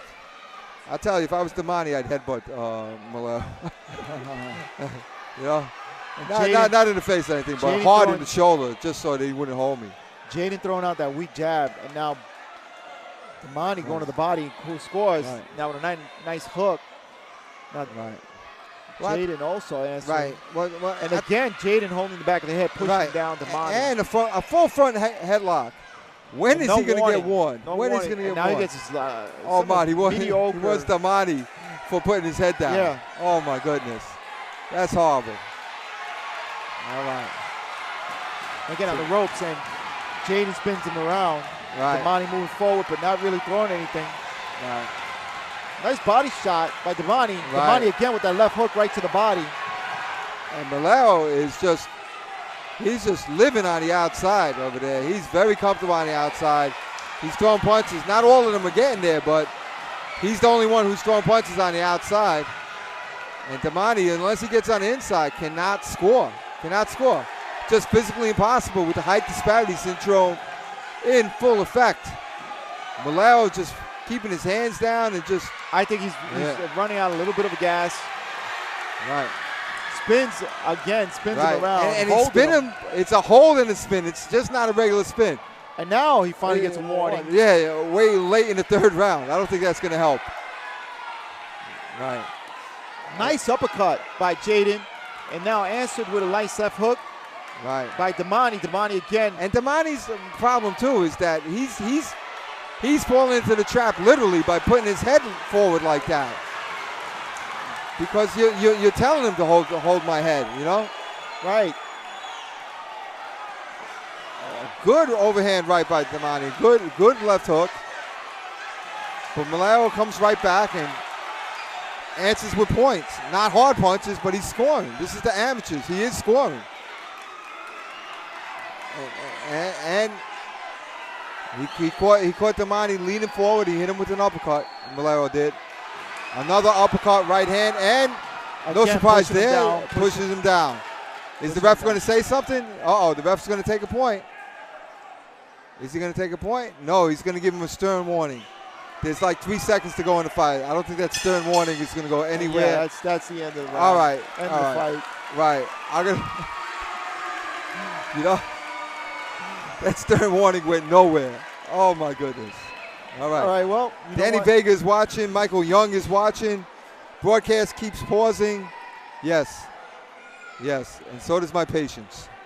But, that's what we're trying to do. We're trying to bring attention to the problems in Vieques. One of them is the live streaming, and they're on generators over here. They are trying to put on a show. They are doing the best they can. You know, it is tough. It's tough. All right? Are we going to go for an intermission after this fight?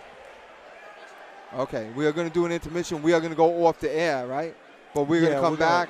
Tristan Bookies, which rhymes with cookies, is going to be after the intermission. Although he's lining up like he's going to fight right now, so let's hold it. They might not do an intermission. I am not sure. Yeah, let's just wait. Yeah, let's wait. Right.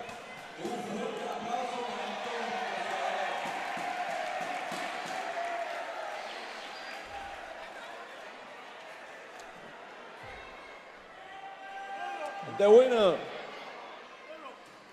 blue corner. All right, Jaden Malero. Right. And there you go. And the referee warns him one more time for holding.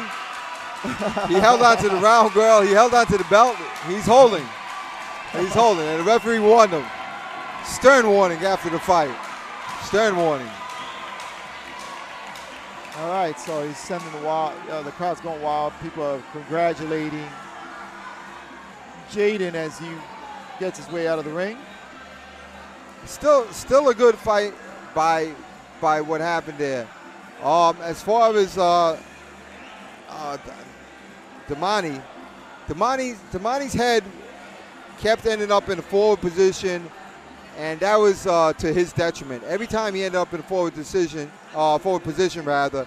And when I say forward position, I mean your head going past your front knee. Yes. Your head goes past your front knee, you're in some kind of trouble. First of all, you're leading with your head, so you get warned for that.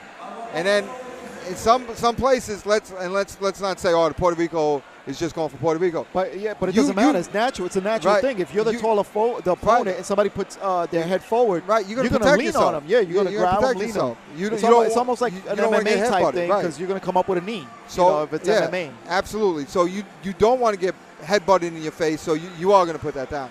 Another thing, and this is what Jaden Malero was doing good. He was throwing the right uppercut in there. Right. And he actually from the outside. He was saying that. If you're putting your head down in front of your knee, you are susceptible for an uppercut. Sure. That's definite.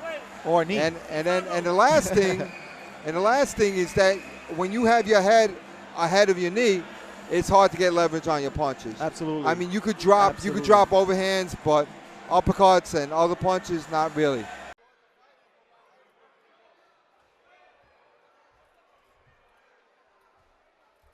Test, test, test.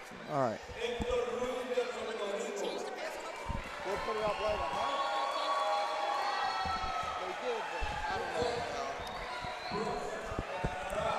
We're gonna We're gonna end up putting it up later. You know what? Let me see my house phone. I just need a plug.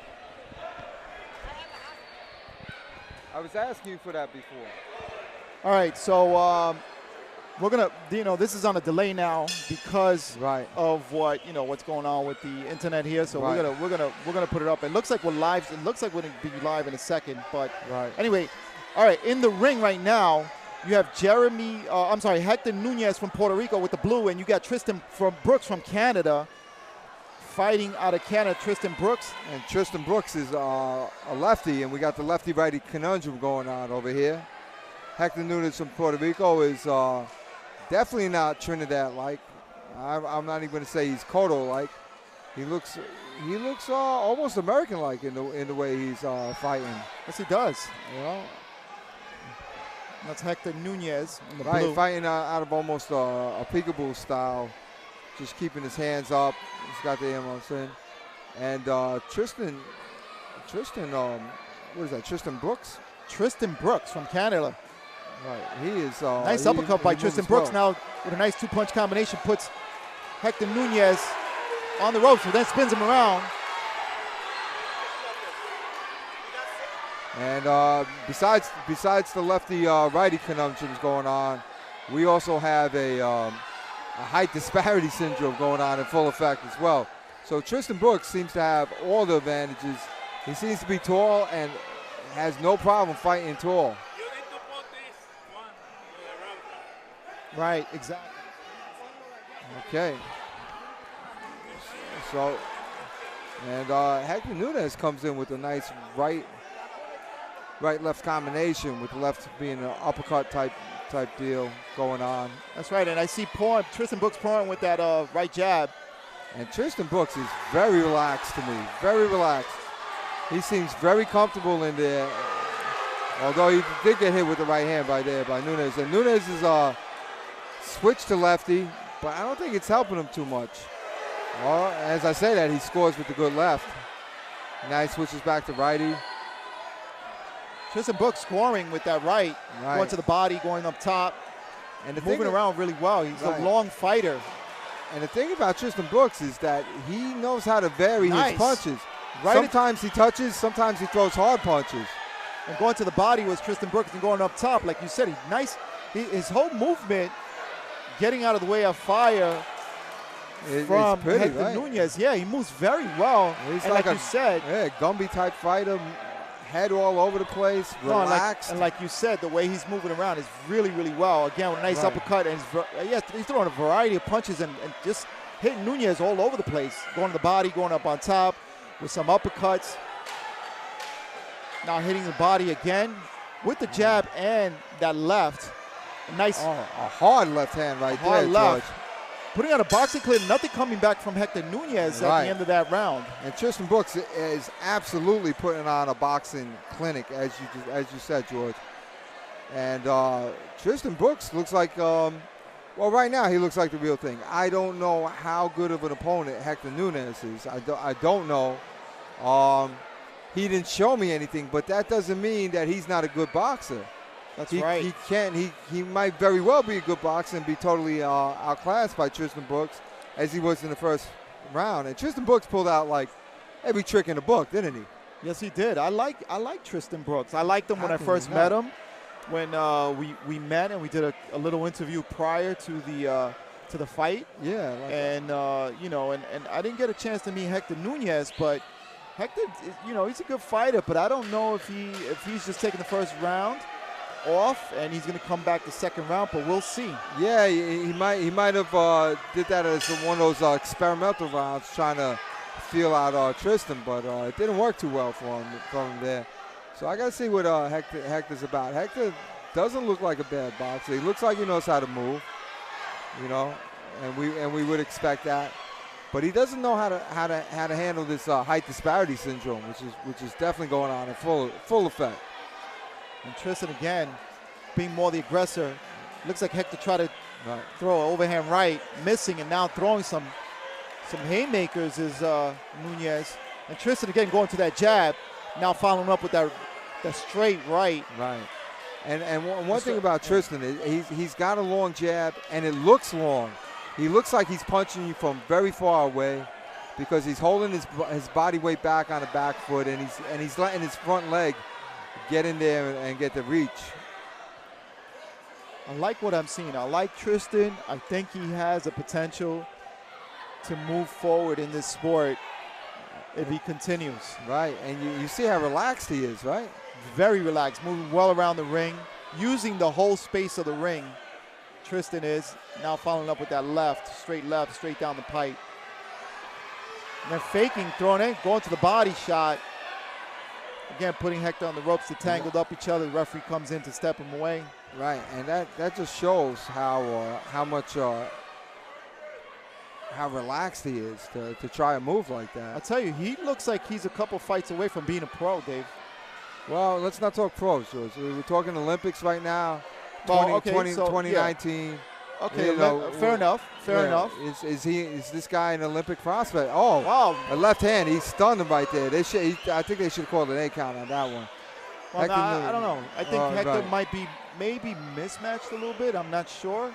All right. I thought Hector was stunned, but he's still punching. So, but Tristan's eating him up. Oh, good nice. 1-2 by Hector. Hector comes back, temporarily stops Tristan, but Tristan now on fire. Right. Really taking off the head of Hector. Now they're going to have to call an 8 count, but he's still no 8 count. Oh, and the referee stopping the fight. Stop the fight. Stops the fight here in the second round. Tristan Brooks right. with the stoppage. Forget the 8 count. Oh, wow, he forget just the 8 stopped count. the fight. Yeah, he stopped the fight. Stopped the fight. Yeah. Good job by Tristan Brooks. Right. And are we looking at a future Olympian right here, George? I think we so. might be.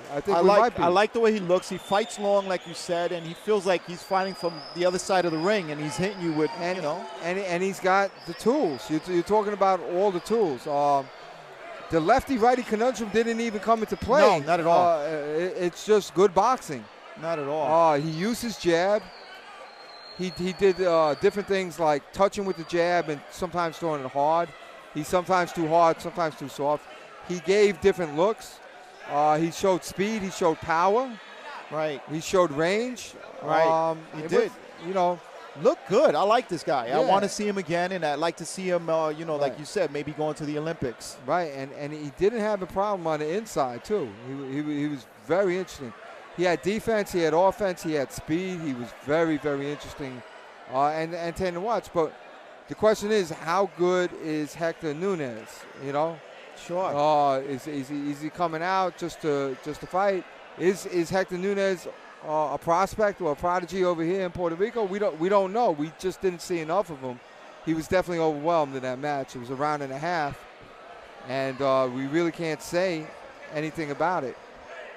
Yeah, nice job. Nice job.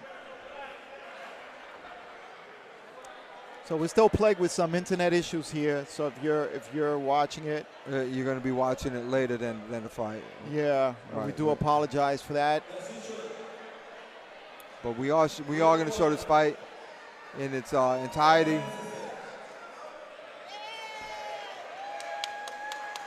And again, Tristan Brooks winning. Very simply put, winning this round and with a stoppage in the second round. Right, but he showed all the tools of a good fighter, and we're very interested in to see how he does in these Olympic trials. And he's a Canadian champion, as far as no. Is he a Canadian champion? Is he a Canadian champion? Yeah. So, Pretty Girl Promotions told me that is a Canadian champion. So that's somebody we got to keep our eyes on. He looked really good. And he fought really easy. It was, we just don't know how good he is now because we haven't seen him against opposition that we know to be good or not. Mike Tyson looked great until he fought Buster Douglas. All right, everybody has their match, right? All right, so again, if you're watching us, we do apologize for the live stream going down. Right. We do apologize for that. We will. We are going to put this up though. Yeah. So yeah, this is going to be on a delay. We're going to put it up on the page. Just, we do apologize. It's part of what's going on and why we're here. We're trying to bring back sports, and as you know, Hurricane Maria, Category 5, hit this area, knocked down all kinds of cell towers. Right. And they still have a lot of rebuilding to do in this country. Right. And they don't even have the full electricity, much less their internet. Right. And from what I understood, I think it's $10,000 a day that FEMA is covering. FEMA being the government agency from the United States, $10,000 a day to keep the power on in this country so that they continue their daily business in this island. area, and just on this island. Right. Forget all of Puerto Rico, just in this small island. Right. So that's a lot. That's what's happening. So, all right. So we're going to the eighth bout of the evening. You have Jeremy Rivera at 132. No. This is. Is this the one that got? Wait. Heck, no, we're on Wagner Menix. Menkis? So what happened to Jeremy? Was that number 8 was done? No. We're on 8 now, George. Oh, yeah. Jeremy Rivera and Giovanni Diaz. We have 2 different fight cards. All right. Take this one. Okay. Take this one. All right. So we got Wagner Menkix versus Julio Lopez. Julio Lopez in the blue. From right from here, the hometown fighter from Vieques. And then you have Wagner Menkis from Las Vegas. Is this the kid that we wanted to watch? This can't be. That doesn't look look like like doesn't Wagner. look like him. No. No. I think we're watching Jeremy Rivera in red. Yeah, that's Jeremy Rivera in red and Giovanni Diaz from the USA. So this is USA versus USA. All right, so we got USA versus 132 pounds. This is not. Okay, so this is USA versus USA. All right, so Jeremy Rivera, yeah, and Giovanni Diaz. Okay, there we go. So this is Gio, as people wanted to know. And Gio is in the blue. He's fighting a classic. Oh, wow. Good uppercut by Jeremy Rivera. And Jeremy Rivera looks very, very, very relaxed.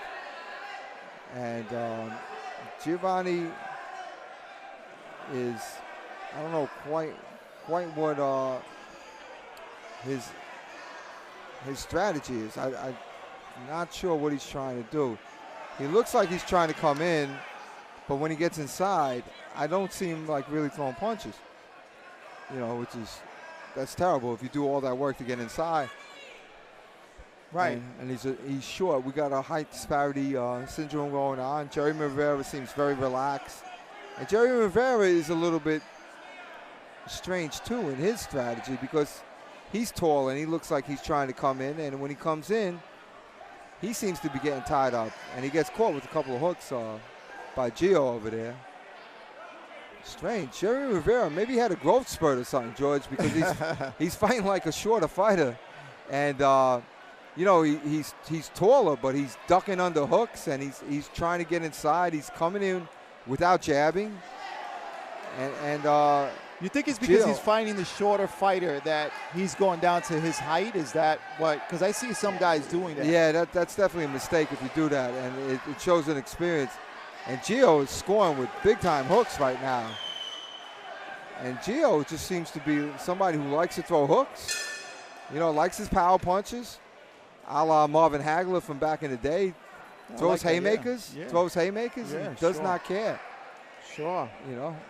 And that's interesting. He likes to throw curved punches, Gio does. And it's a little bit weird because Julio Lopez was nice and relaxed. Right. No, Giovanni Diaz. You have Jeremy Rivera. Where am I? Right here. I'm sorry. Jeremy Rivera. Yeah, Jeremy Rivera, who was. Let me just rip this up because this is obviously not the right fight so card. this is the fight card right here. That's the fight card. All right. We got it. I'm sorry. We do apologize again for all the craziness that's going on here. Right. They printed out a couple different fight cards and gave it to us. Obviously, the fight's changed a few times. All right. So Jeremy Rivera in the red is tall. He fights relaxed, but maybe too relaxed. And for some reason, it seems like Jeremy Rivera is trying to come in and fight inside with Gio Diaz. And Gio Diaz is, I'm not sure what is good jab by Gio, and I'm not sure what Gio is doing. He's moving back, but he's not setting up any traps, so he's not setting up anything. He looks like he wants to find his comfortable range and just throw haymakers, I guess. I'm not quite sure what he's doing. He definitely has a little bit of footwork. And Jeremy Rivera, the taller fighter, is trying to come inside on Gio, and Gio is moving back. And I guess occasionally pot shotting. And it's working. He's landing his pot shot. Whatever works. That's what that's what he's going to do. Whatever gets him the job done, that's all that matters. Yeah, for a shorter fighter, Gio is not pressing the action and trying to come in. And Jeremy Rivera, for a taller fighter, is not throwing jabs from the outside. He looks like he wants to come on the inside, and actually was successful in the last two exchanges. Jeremy Rivera definitely did score. Jeremy Rivera is starting to go with his right and throw right, which is a good tactic. He sees Gio's hand down. He's getting to the right. You could see him trying to get to the right. I'll call it right now. Oh, you got caught with the hook. There you go. Yeah, nice there you go. hook. He got hold with another, and here comes haymaker Gio. Gio putting Jeremy on the corner now. Right, and this is what I thought Gio was going to fight, trying to get nice inside. Uppercut by Giovanni Diaz. Right, and this is where I thought Gio wanted the fight to be, inside, throwing those hard hooks and haymakers. And I think that's where it should be, no? Is that where the fight should be, though? For Gio, yes, I would think. You know, I don't want to stereotype as a shorter fighter, but he's throwing haymakers. I think he wants to be inside throwing haymakers, and that's where Jeremy should be. Jeremy should be on the outside, pot shotting him, but Jeremy's throwing like a slow jab and a slow hook. Hard to use your height when you're throwing punches slow like that. You should be snapping your punches. Right, and that was like a really slow. Yeah, like a load load up, 2 steps. I'm going to throw this, and no zip. Maybe he's a little bit nervous, you know. And Jeremy putting him on the ropes is just right. I think Jeremy went through a growth spurt, okay. and I've seen this with fighters before. I'm not even joking. What happens is that they're shorter, they fight a certain way, they go through a growth spurt, and everything changes. Sure. You know, everything changes. They still, you know, they have different, the height disparities different, and they still think like a smaller guy and try to get on the inside, and it just doesn't work as well because they're longer. Right. You know, but can it still work for him? Yes, if the fundamentals are right. Even if you're tall, you can fight inside. Sure. You know, but it doesn't seem to be working for Jeremy, but he might have stolen round at the end over there. He scored a lot of punches with those 2 inside flurries. I don't think he did, but he might have.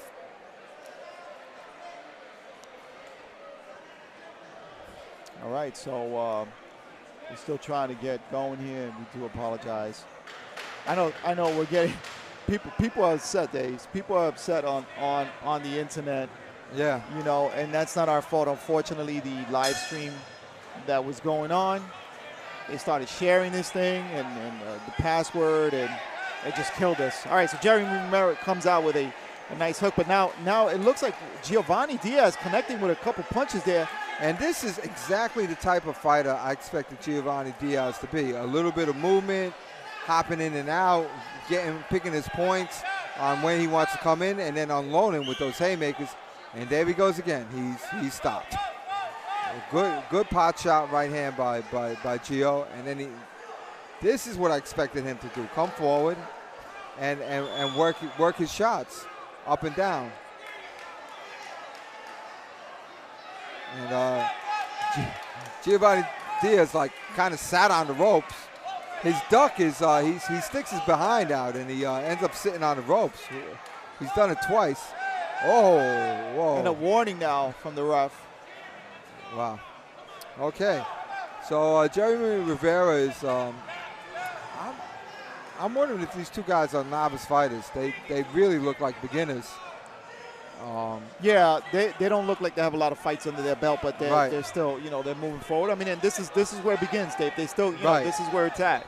And they're doing a good job of throwing punches. The strategy doesn't seem to be too clear on either side, though, what exactly they're doing. And there goes Jeremy Rivera again. He ducked right under the hook of Giovanni Diaz like it was nothing, and he clearly is like a few inches taller than him. And there's Jeremy again trying to beat him up on the inside. And nice job by Jeremy there, scoring almost 4 punches there without being answered. Right, and he just likes being on the inside. He's just walking in with hooks, 0 jabs. How many jabs is he throwing, George? Oh my God, he's thrown quite a few, and Giovanni looking 0 towards but Giovanni looking towards the corner. No, I was talking about Jeremy, but yeah, Giovanni's not really doing anything. He's unanswered punches. No, but Jeremy is walking in without jabbing. Look at that tall guy, 1 jab, and that was a power jab. That wasn't really like that was almost a straight left hand more than it was a jab. And wow, this fight is pretty ugly, George, but it's fan friendly as far as action goes. It's ugly as far as boxing skill goes. But it is a good fight. It's a good fight. I just was expecting something a little bit different, I have to admit. Well, you know what? They're grinding it out, man. Yeah. They're grinding it. This is a really tough – they're grinding this fight out. Right. This is a tough match for both of them. They still, they don't have a lot of experience, but they're coming in here and they're doing what they got to do. Gio and Jeremy's swarming him. Yeah, Gio is in the blue, and I remember speaking to Gio. Now I remember this kid, and I do apologize for not remembering him earlier. Right. Fighting from the mainland. Right, and both of them are. All right. And John Scully is in the ring of Jeremy. Oh, yeah, that's right. Jeremy Rivera. And that was interesting. Just a little weird in the approach of both fighters. Just a little strange. And it goes to show you how boxing is something that it's a sport, but it's also something that you grow with and you grow into. So there's no question in my mind that Jeremy Rivera is either 1, just started, or 2, had a growth spurt. He fights like a smaller fighter. He fights like a shorter fighter. He's tall and he fights, or either that, or he fights. He spars with basketball players. That's right. And as far as it goes for Giovanni Diaz, he is definitely somebody who's between styles. He's grown into his own style. He's got to fight a little bit different. And here it is. Jeremy Rivera takes the win, takes the belt. I'm not sure if I agree with that. Well, he took the last round. I think he definitely took the last round. Maybe he took the first round. I don't know. I didn't quite see it that way. I didn't quite see it that way. I thought Gio landed enough punches in the first and second round to take him. In the second round, definitely Jeremy made a comeback, but I didn't give it to him. So I'm not sure about that fight. Very interesting. Oh, now this is the guy I believe I want to look at, George. Las Vegas, Wagner. The Las Vegas guy, and he's Wing Chun Peekaboo. He was wearing a shirt, Wing Chun and Peekaboo. He's from Las Vegas, so he gets sparring in the Mayweather gym. Right. And, okay. I'm not sure what's going on. I don't know. I think these two are about to face off in a salsa contest. right here. Oh, I think they get buys maybe. There was a bunch of fights that were scheduled earlier, but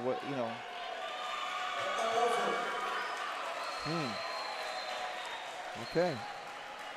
All right, so some sort of festivities and belts were given out. We don't know why. We weren't told why. We don't expect to be told why. We just don't know what's happening.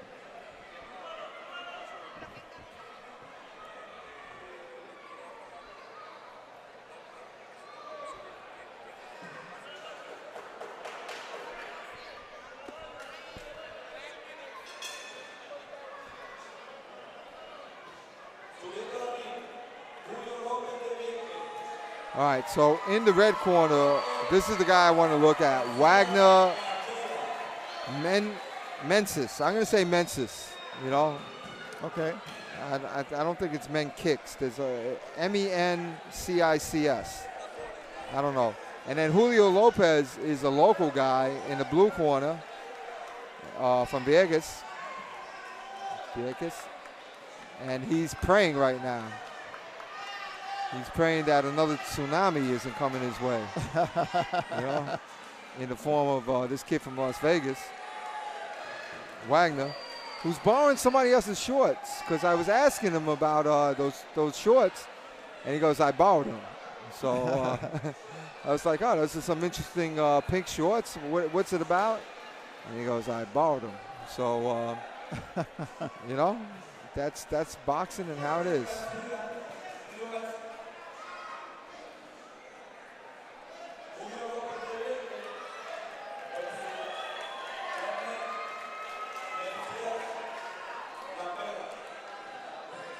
Okay, so Wagner how do you pronounce that? Let's just call him Wagner. Wagner from Las Vegas. He's in a red jersey. We want to know. We were interested in this kid, and we want to see what he's going to do. And Julio Lopez from Vieques. Right, he's saying he's got some sort of peekaboo style.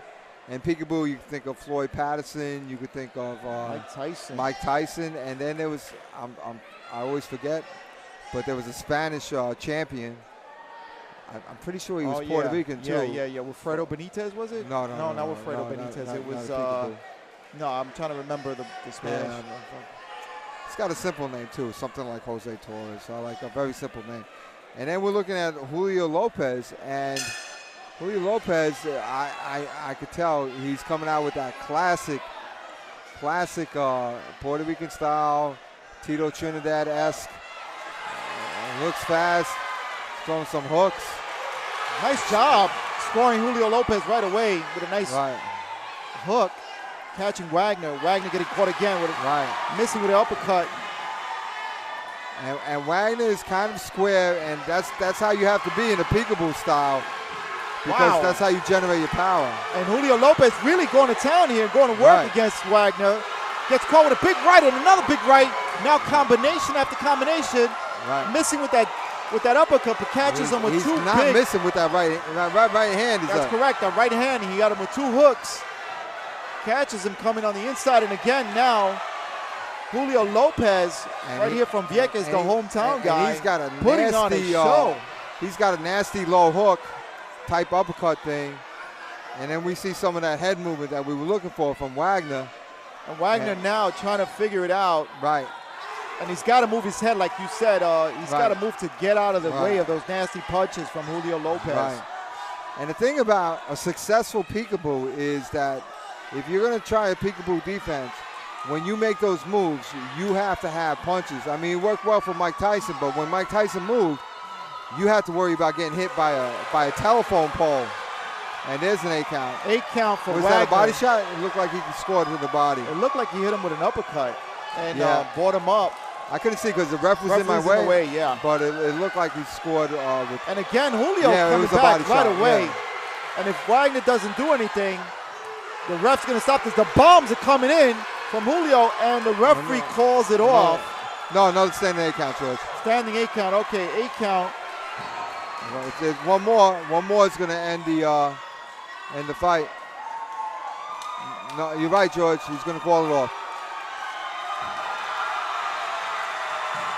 He stops the fight, and Wagner trying to leave the ring, but And all right, so I was really intensely interested in seeing how Wagner was going to do, and here's the problem with the peekaboo defense and offense. if you want to go with the Mike Tyson, Floyd Patterson, and I'm sorry, I'll think of that guy later. You have to have power. You have to have power so that when you make these moves, because you're standing pretty square. Right. You're standing pretty square. You're showing your whole body, and you're making moves to the side. You have to be able to. Those moves have to be threatening. Right. And if they're not threatening, then you're not keeping your opponent at bay. And then you're giving him a big target, and that person's going to hurt you. The thing about Mike Tyson, he stood in front of you, but he also had a lot of movement where he would move his whole body. He was one of the best movers that I saw in the peekaboo style. Getting really, really low, and then coming back up with that right hook to the body. With the telephone and then pole, George, with the telephone pole. Yeah. Basically, if Mike Tyson went like this, that's a load up. Right? Yeah, that's a load up. You as an opponent, you have to figure out what you're going to do, and you have to figure out quick, fast, and in a hurry. You couldn't stand in front of Mike Tyson when he was Iron Mike. No, not at all. Because you were going to get hit with the telephone pole. All right, so that's why it worked for Mike Tyson. It very rarely works for other people. You don't see too many other people doing it. There's been 3 successful peekaboo style fighters. Of course, I can't think of the one.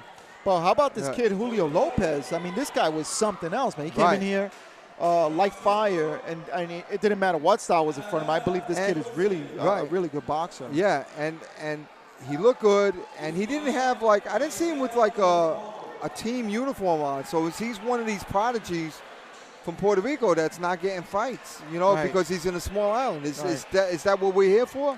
For people like this? And we got some smidgens coming in, and they kicked him right out. Oh, he was ready, but yeah, he was ready to go. But there's another smidgen coming in. All right, so we got some. All right, we got some small guys coming in, and I've got to know, George. Supposedly these guys are short people. They're both 24 years old, George. They might look young because of their height, but the note says that they are 24 years old. How old are these two, pretty girl? And these are 80 pounds. This is Francisco Alange. All right. And then Ishmael Feliciano. All right, so they are so Pretty Girl Promotions has just told me that they are both 17 years old, 17 and 19, and they are just small.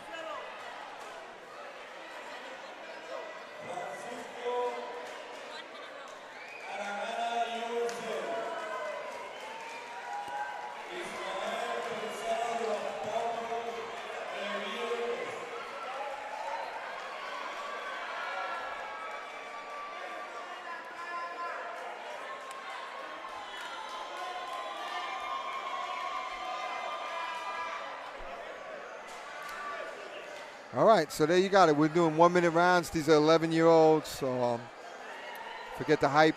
These are 11-year-old. Francisco Alagna from the USA and Ishmael Feliciano, Los Portos.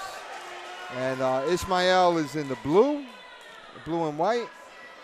And Francisco has How do you pronounce his last name? Is that Alagna? Alagna? Okay. Alagna. All right. Alagna from USA. He's from Syracuse. And you have Ishmael Feliciano. Right. And oh my goodness, and these guys are quick.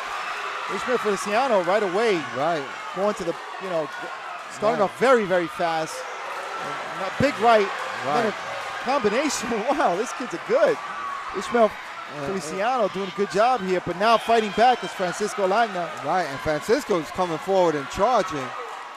And I tell you what, Ishmael Feliciano, I'm very impressed with the way he moves. Good movement by him. He got the lefty-righty conundrum, and you see that spin that he does? Yes, what was that? I like it. Well, whatever it is, he's learned it, and he's learned it well.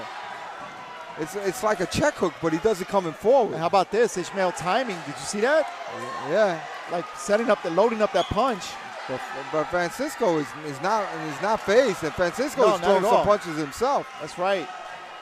And they're doing 1-minute rounds. And Francisco covering up. just I like that. covering up.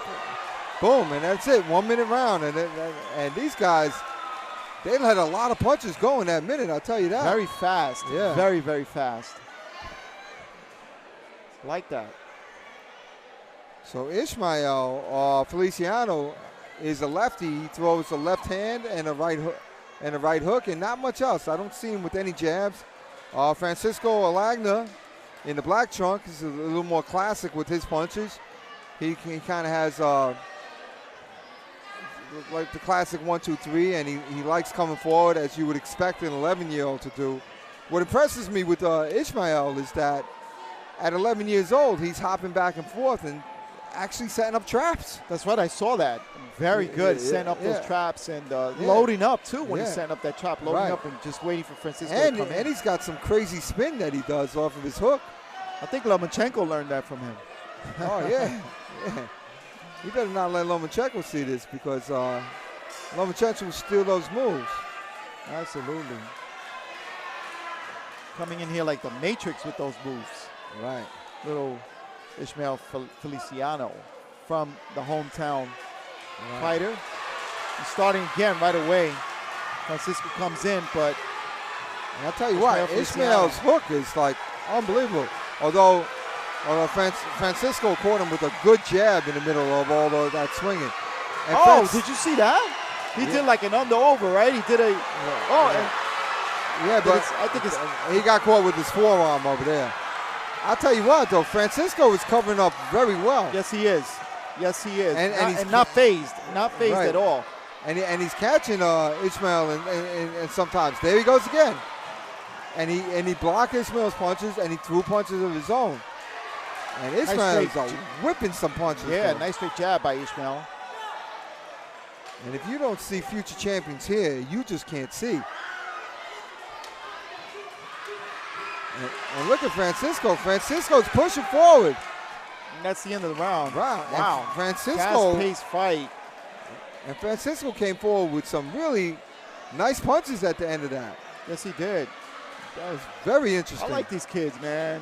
You know, I tell you what, Ishmael is whipping some punches, trying to take off Francisco's head, and Francisco's doing the right thing, keeping his hands up, covering up, and blocking most of those punches. He blocked most every punch. Yes, he did.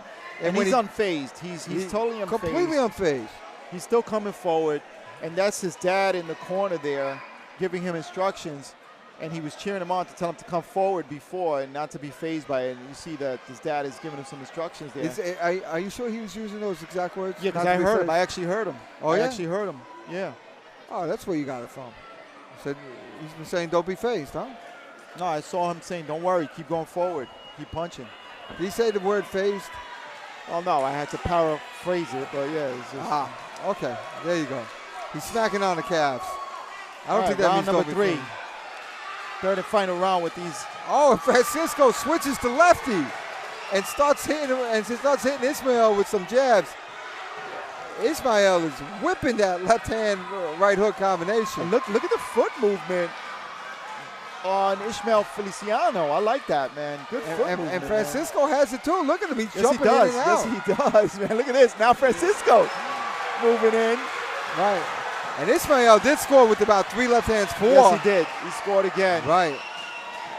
And Ishmael with the hook too. And there's another hook. And Ishmael is starting to score. But Francisco is completely unfazed. Walking in. He walked into a couple punches there, though. And funny thing is, Ishmael is whipping those punches, man. Right. You see those punches coming to speed. And Francisco doesn't care. He ate a couple of them and is still coming forward. Francisco. I like these kids, man. Wow. I really like these kids. Yeah.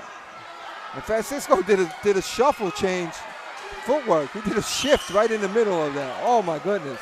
The heart, man. The heart. Right. I think Ishmael won that. But I tell you what, Francisco definitely won a prize in how not to be phased and how to keep your offense up and how not to quit in the face of adversity. That's right, man. Wow. Good job, man. Wow. Excellent fight. I heard the father say that too. Don't be phased by this adversity. But yeah, he was not phased, Dave. Wow. And what do you call that patch that Ishmael's wearing on the back of his head, George? What do you call that? What do you call that? I'm not sure, man. I don't know what that is. That's some cool, funky ponytail type of thing he's got going on. It's kind of like a modified mohawk. Yeah. It's like a mohawk in the back only. Yeah, in the back only, yeah.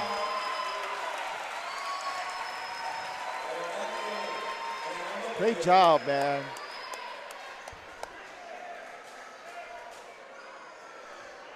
No, Ishmael's The all winner, style. blue corner. Ishmael has all kinds of style and I like these charisma. kids, man. I like both these kids, man. Wow, Great 11 job, years man. old, 11 years old, and showing all of that, all that style, all that funk, all that This has discipline. Both of them not really being fun, phased. really Yeah. fun match to watch these kids. Wow, man. if that ain't the future, I don't know what is. Yes, Yeah, that was a good fight. absolutely, absolutely. Wow. I tell you, Ishmael Francisco, I'm sorry, has nothing to be ashamed of. He kept going forward, like you said, and I just, what a great fight, man. These Oh, kids, man. we got a treat coming up, George. We got a treat. Okay, tell them. We got 2 female fighters fighting. One is from the USA, Deb Bosora, and she is definitely very, very Spanish. Yes, You know, I Bosora. could barely make out what she was saying, and I asked if she spoke English, and she said she was speaking English. At which point I just shook my head and tried to, you know, Yeah, and like I understood everything. Deb is Yeah. from the United States, and Right. she's coming from, I believe, she's coming from Pennsylvania. Right. But she's from a Spanish country somewhere. Or Puerto Rico? Is she Puerto Rican? I think she's Puerto Rican, yeah, but I think she's from fighting, here originally. but fighting out of the way of Pennsylvania. And then you Pennsylvania. have, And then Kiria Tapia. Korea Tapia from San Juan, Puerto Rico. So she's on the main island. Right. But let's see. And she's supposed to be a prodigy. That's right, yeah. And then I saw him in the weigh-in earlier today. And now I might have just gotten word that this fight might be changed or something, but I have no idea. We'll find out soon. Well, I see a girl getting ready that looks like Deb to me. Hold on. Allen Belende. I think they're sticking somebody else in there.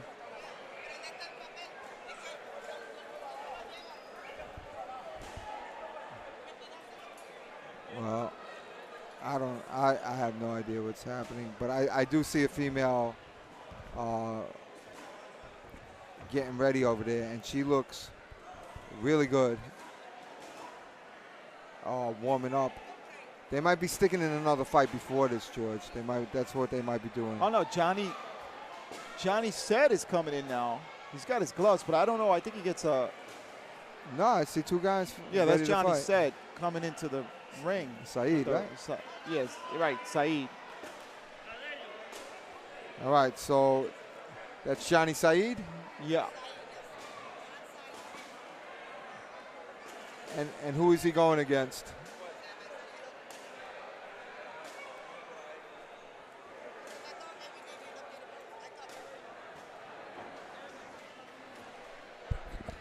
We had an updated thing, but that was wrong. So we started using this.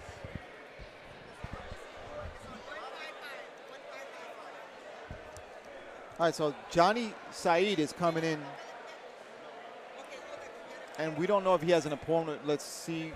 It looks like Alex Melendez. Is he from Puerto yeah, Rico? Yeah. Okay. Yeah. Now we have a different fight card. That's what it is. So we got Johnny Saeed. Okay. From Puerto Rico? No, Johnny. Oh, you're talking to the promoter. But Johnny Saeed is in the ring now. And he's from Canada. Yeah, Johnny Saeed is from Canada, and you have Alex Melendez from Puerto Rico. Okay. And these are 155 pounds. Right. And Johnny Saeed is wearing his trunks really low. It looks like he's sagging, George. It looks like he's sagging. Sagging. Because if he didn't have that T-shirt on, the crack of his ass would be showing. He is sagging. Right. His He'd be showing some cleavage. And I think that's part of the Is that part of the culture? what do you call it? Yo, coach. Coach. He's sagging. He's sagging. He's wearing his shorts. He's sagging. All right, so yeah, it looks like his shorts are coming down a little bit on the back, but I think that's part reason why. I think it's the belt. Yeah, he's fixing his shorts now, Dave.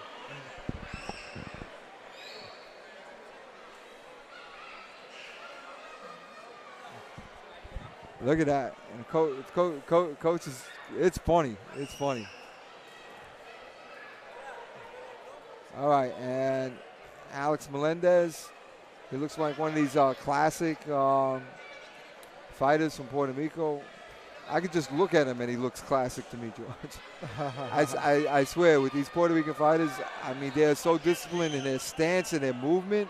Not all of them, but most of them, the ones that we've seen, that they really look, they look like boxers coming in, and you kind of expect a certain style from them just by the way they move.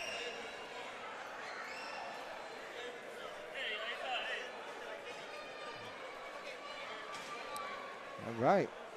So this is the chaos we operate in, and there's all kinds of discussion and athletic books being thrown around. That's the amateur boxing licenses. Pictures are being taken, and Polaroids will be putting into place, and they're trying to see who's who, and the judges have to get different scorecards because they were about to judge the women's fight, George. Right. That's what it was. So now they got to have different fights because every fight is recorded. Every fight is recorded, and it's registered in amateur boxing. That's right. All right, so let's go back to these 155 pounds, and I think we got the books now. They got the books for these gentlemen.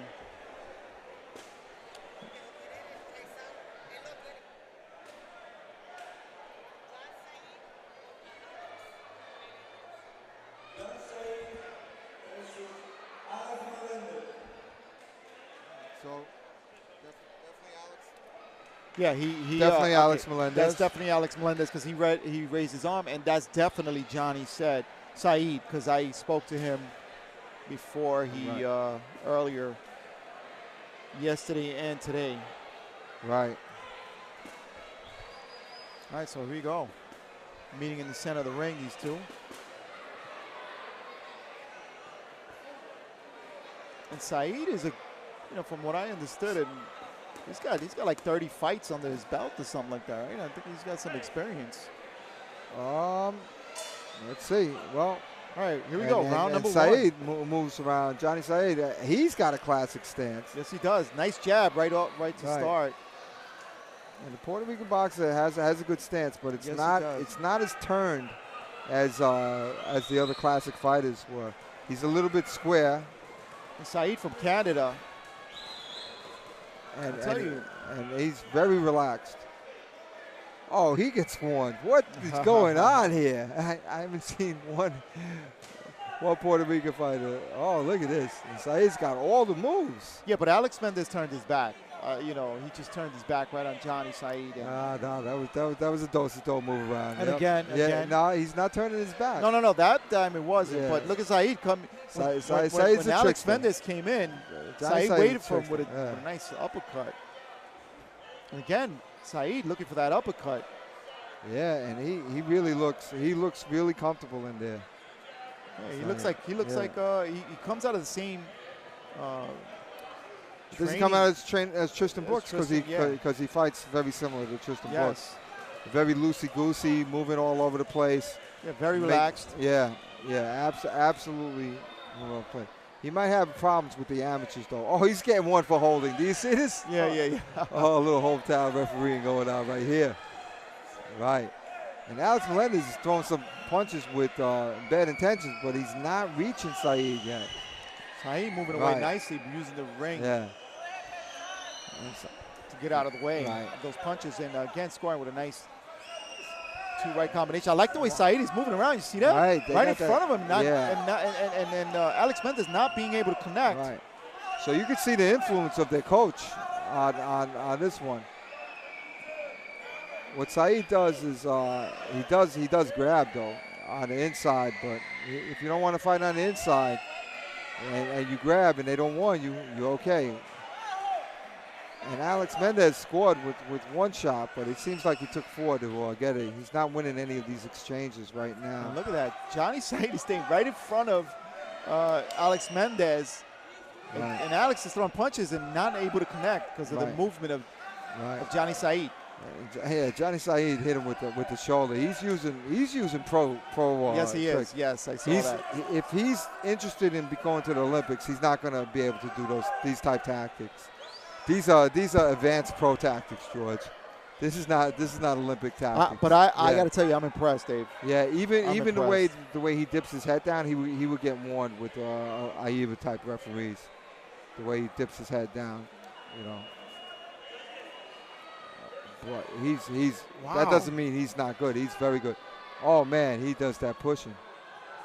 And Alex. And again, another warning by the ref. Right, and Alex Melendez is a little bit overwhelmed in round 1. It seemed like he gave up on his jab because he wasn't hitting with it and tried different tactics. Right. Trying to come in on the inside. Right. And I would dare say that he's coming on the inside because Johnny Saeed is holding on the inside and he's not really fighting on the inside. So maybe he's trying to push his way on the inside. But let me ask you a question. Who did you see winning that first round? Oh, Saeed by landslide. Without a doubt. Yeah, by landslide. Without a doubt. I saw that, yeah. Now you got Alex Mendez there. You know, just hanging out.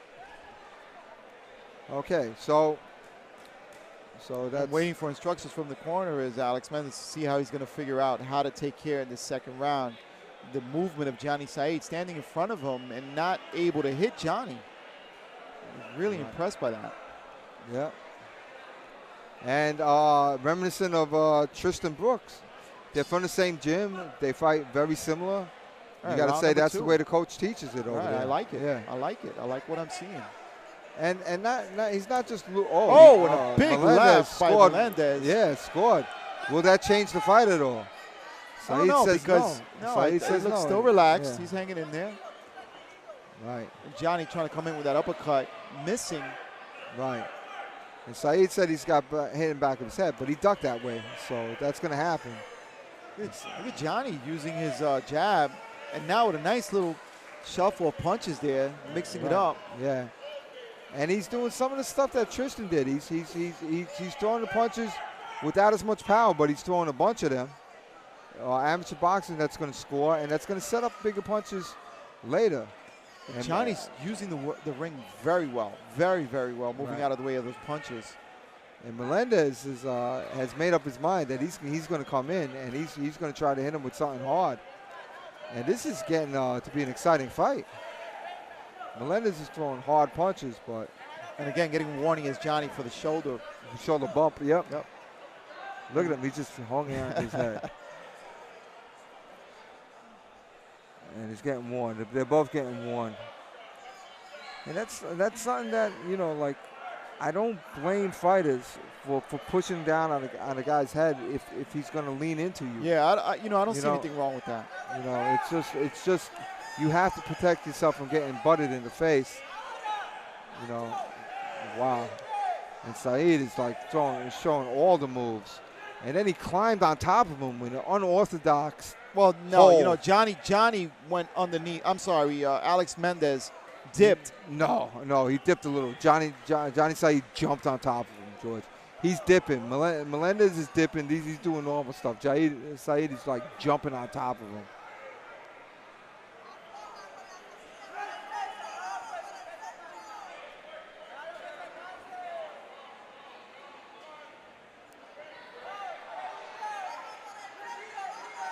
Saeed is definitely a bit of a showboat, but he can back it up because he's throwing punches from all angles, moving.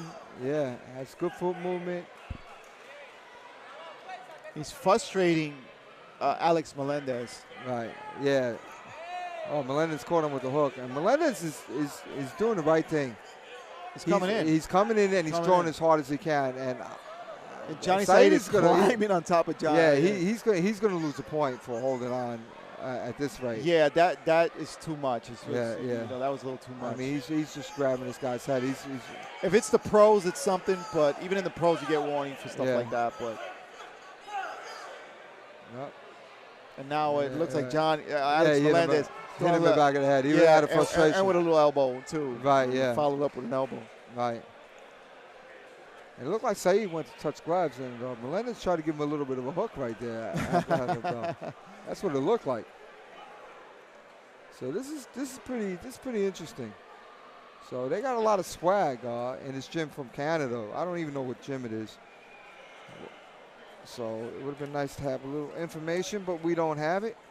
All right. But these Canadian fighters look good, and Canada has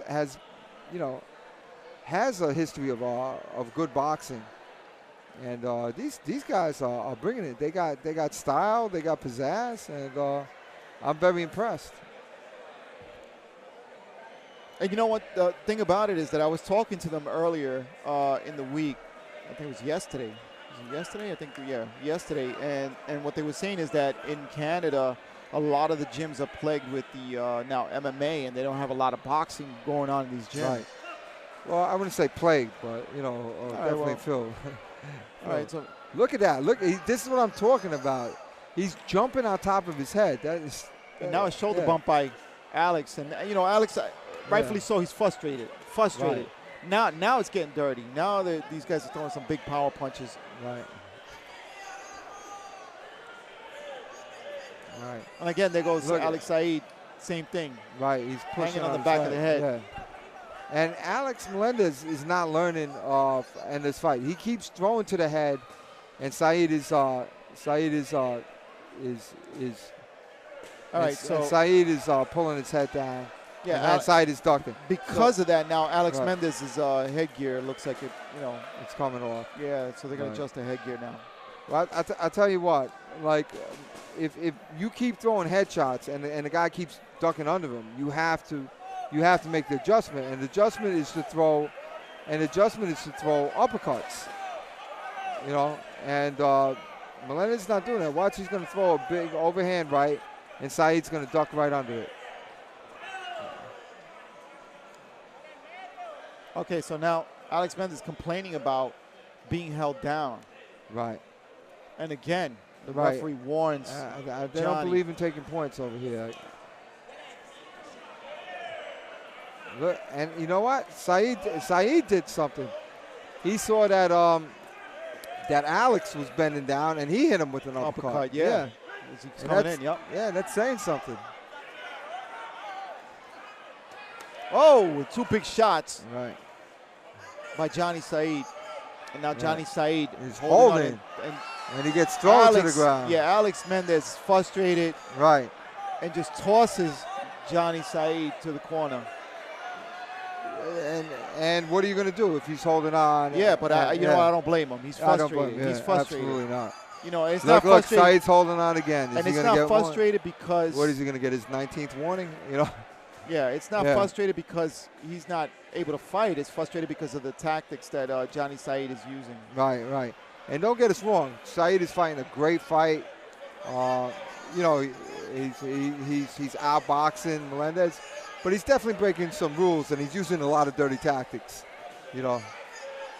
And maybe in a pro. I'd love to see him as a pro. I'd love to see him as a pro. There's no way he's going to go chasing the Olympics the way he's fighting right now. But maybe he changes up with Johnny again holding on to it. He's got all the tricks. But you see, the thing about it is that Alex is getting frustrated. Right. And he's just, there you go, hit him. That's it. You got to hit him. If he's holding on, you got to hit him. Absolutely. And now the referee's warning, I don't get that because, Johnny was holding on, but he's warning Alex. And the ref's going to just keep talking to him. So it's a little weird. There we go. And there's a headlock. Does he get one for that? And again, the headgear. Right. Wow. This is an ugly fight right now. Now the third round has turned into an ugly fight. It's still a good fan-friendly fight. It's just ridiculous. It's just ridiculous. So I don't know. To me, there's rules for a reason, and if you're not going to enforce them, you know, why bother? Why bother? Sure. You know, like let everybody go through the red light and say, all right, you got insurance. If you get into an accident, insurance will pay. You know, you gotta write some tickets once in a while. Yeah. So that was interesting. Johnny Saeed has a lot of talent. Yes, he does. Probably going to do well in the pros. I don't see him doing well in the amateurs because he is just a rule-breaking machine. You know. And there you go, Alex. And it's not his fault. What I wanted to see was I wanted to see the ref warn him, maybe take a point, and see how Saeed adjusted. That's what I wanted to see. And Alex Mendez clearly frustrated in the corner, walking around, and rightfully so. Really annoyed. Really annoyed. He was let down by his referee. He was let down by his referee. The referee should have took a point away from that. Absolute blatant rule breaking, grabbing, jumping on his head, pushing his head down. Jumping on the back of his neck. Yeah, just jumping on the back of his neck. You know, I tell you, Johnny, we like you. You don't need to do that. You need to resort to that because you're an excellent boxer. I mean, you literally stood in front of him. That's just straight up necessary. Straight up dirty tactics. Yeah, it's not necessary. Yeah, we don't like now. And we don't like to see that. Even if you get into the pros, I mean, you might be able to get away with it a little bit, you know. Right. But it's not what boxing's about. Yeah. And you're good. You're good. You're talented, man. You're talented. You don't need to do that. Right.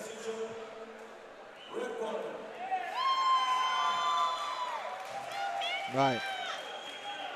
And Alex Melendez had that smile on his face like, I hate you. But hey, listen, that's competition, that's boxing. And let's he left the gym. He's leaving the Coliseum very, very frustrated. But actually, let's talk about what that does for Alex Melendez. For Alex Melendez, that is a great fight. Yes, it is. For you. Yes. Because how are you ever going to get to box with somebody like that? Right. You know, definitely not on this island. Right. I'm sure nobody boxes like that. That's correct. And to have that kind of frustrating thing, you watch it on Pug Life. Yep.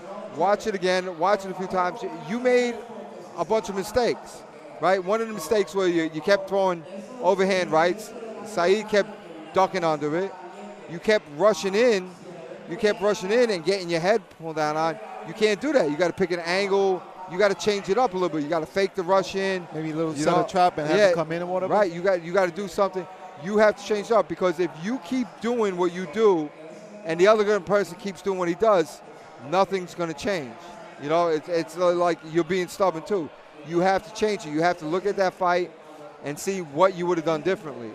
You know, that's a learning experience. And he's not a bad fighter. I mean, he has a classic style. I mean, I saw that. But, you're 100% right. Right. And then another thing is to take a swing at the referee, you know, because, when he's holding you, take a swing at the ref because maybe the ref will call something now because he realizes things are getting out of hand.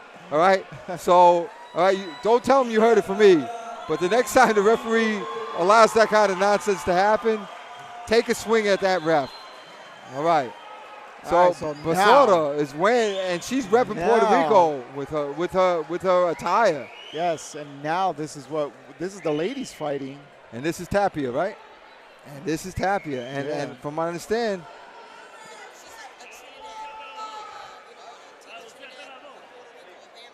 Okay, so I just got word that she is the female Tito Trinidad of Puerto Rico.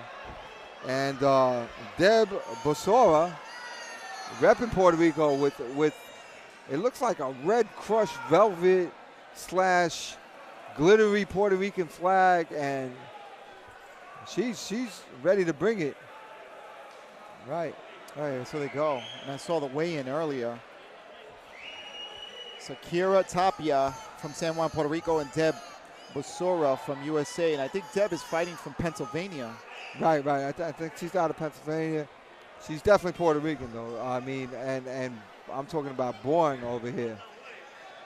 Born in Puerto Rico because she barely spoke any English while she was talking to me, stating that she was talking English.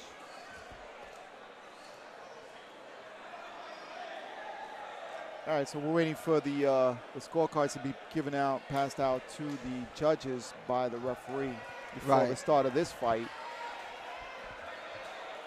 So Kyria Tapia is what they're looking at right now, and she's the Tito Trinidad of Puerto Rico, right? Is that what they refer to her as? And we might be looking at a future Olympian, right? Never know. We might be looking at a future Olympian. She's got to pass by Deb Basora first, so let's see what happens. Let's see. We don't know what we got in Deb Basora. And this is why this is needed over here, George. And Deb Basora is a pretty strong young lady. You saw her earlier, and she's flexing her muscles.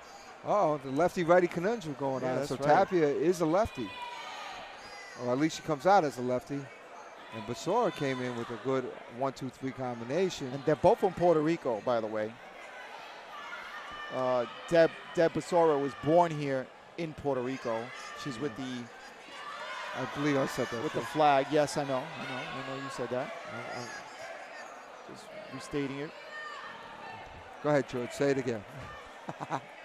All right. So if you look at Tapia, she has a great stance. She's aggressive though. She has a stance, but she's on her weight's on her front foot. She's a front foot fighter, meaning that she wants to come in there and throw hard punches. Basora is not so much of a front foot fighter. When she starts throwing punches, she shifts her weight to the front foot. But right now, Basora is standing on her back foot, and she looks like she can handle Tapia's attack pretty well by Basora staying looks pretty strong, man. She's got some strong legs. Tapia looks also like she's got some strong legs. Nice big left by Tapia. Basora got in the right hand, though. Yeah, she did. She caught a right hand right after that. She threw one right at Tapia. Right. But it's funny, Basora staying on the outside and Tapia, on the outside and Tapia pushing the fight.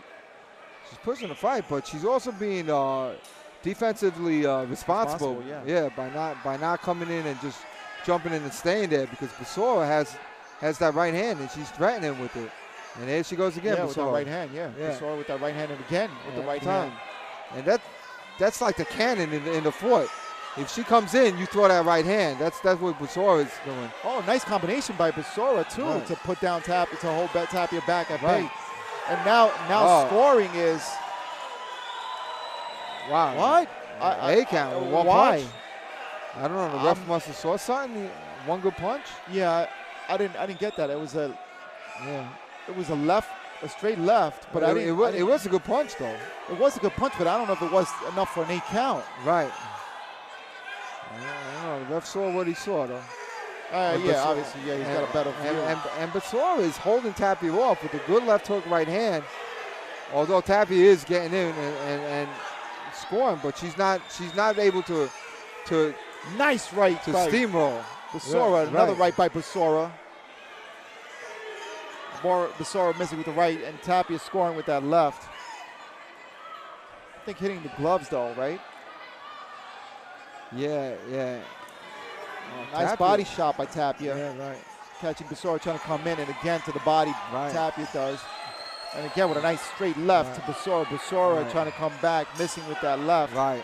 Good first round for both these Great young ladies. Round. Great first round. I think the first half, Basora had it, but then Tapia came in the second half of the first round, and I think she wound up winning that round because of it. I don't know if you saw it that way. You got Tapia winning that round? I got Tapia winning that round. I got Tapia winning that round too.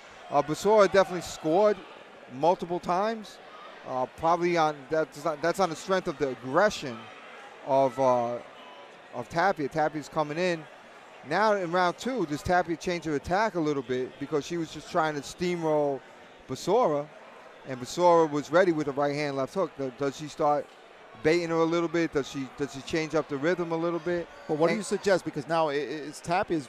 We both agreed that she won the first round. What would you suggest for Basora to do to change? Basora cannot just sit there and wait. She's doing the right thing. Is she's punching with Tapia, but she has to use a jab. She has to show some angles. So she's got to move her feet. Be the busier puncher, maybe. I don't know if she can keep up the pace that Tapia is facing. So she's got to give a couple different angles, a couple different feints, like that jab. I like what Basora's doing right there. You know, and I mean, like when Tapia comes in, Tapia, she's there. All right, and I already see the adjustment. Yeah, the adjustment is Tapia is going to her right, and that's the angle that Tapia is coming. So now Tapia isn't coming in straight anymore. Tapia is coming into her right. She's going to come in. You're gonna wow. Nice uppercut by Tapia. Yeah. And that might be the second adjustment. And if you watch Tapia come in, it looks like she made an adjustment by going to her right a little bit more. Besora's holding on, though. I'll tell you what, that Besora's a tough cookie. Yes, she is. Yes, she is. This is Trinidad of the females in Puerto Rico. I tell you, Besora's hanging right there with her. Right. Besora must be the De La Hoya of Pennsylvania. Well, she's doing good, man. She's hanging. She's hanging. She's holding on, man. She's holding on. And Besora throws a nice right hand. Wow, I didn't know they let fans up on the apron to take video. Hey, well, if you're the Trinidad of Puerto Rico, I guess you can do whatever you want. I guess so. I'm not sure. Okay. So again, Besora's holding Tapia off. Tapia wants to come in and just basically can't because Besora is mounting an attack every time she does. Yeah, Besora just sitting back, waiting. He throws that right as soon as she comes in and actually catches her, too. Right, and she's got a nice little sneaky left uppercut that she's throwing, Besora. She just threw it, right before you. That's right. And Besora is blocking these punches well. You know, I mean, Tapia's throwing him, but Besora is blocking him. And now Besora pinning Tapia pinning Besora on the ropes in the corner. But Besora's punching right with her, too. Yeah. And another standing 8 count? I don't see it. I don't see it either. I don't see it. Besora was punching with Tapia. I'm really confused about this. I don't see this. Oh, this is a little hometown reference, George. This is a little hometown reference. No, man, that's not good, man. That's not good. Oh, that was a good one, too, by Tapia. And Besora, is doing something smart. She's throwing a good jab. And it is bothering Tapia.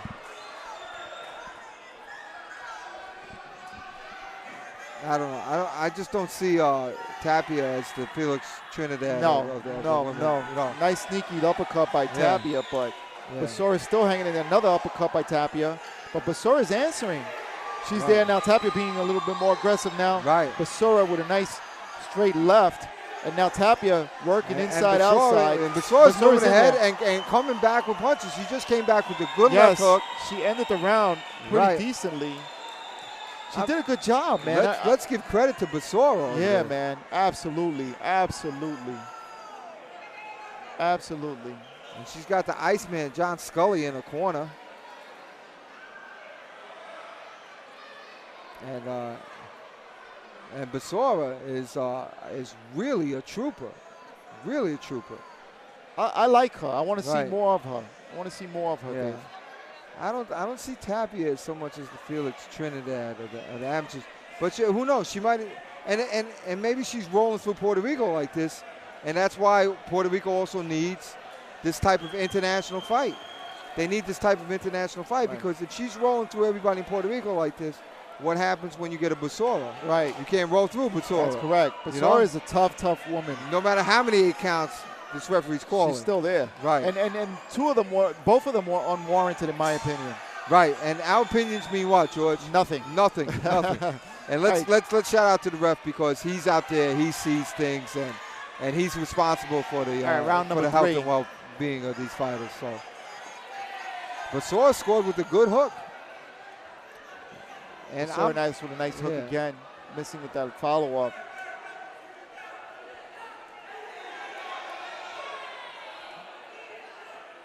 And let's see, and Tapia, you know what? Nice sneaky uppercut by Tapia. Right.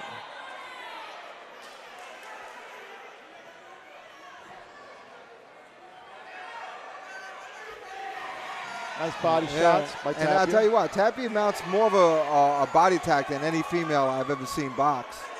You know, she does have a good body attack. And Besora now going to the body as well.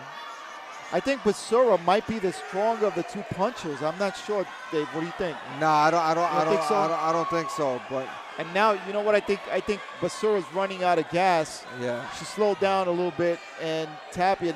This is where Tapia now is bringing it on. I think Has stamina. Wow, Basora scored with a good right hand there. Maybe Basora is more heavy-handed, is what you're saying, George. Because when Now Tapia scoring with 3 right, unanswered punches. Another 2 to follow up. And another 1-2 combination. right, and Basora's throwing punches, but she's not quite scoring with them.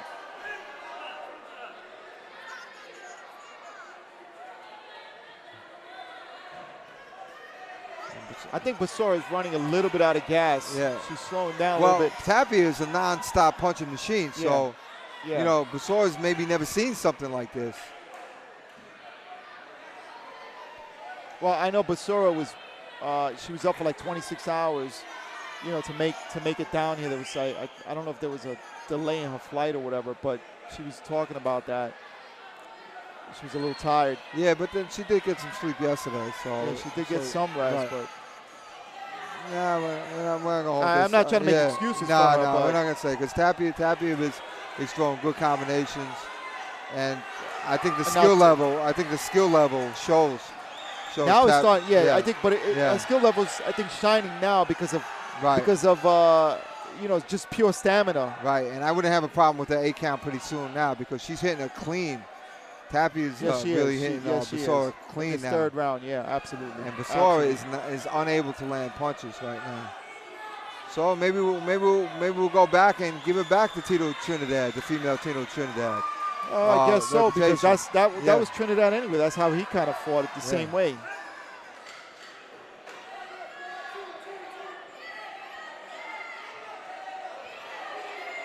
And Basora scores. Finally Basora scores. Wow.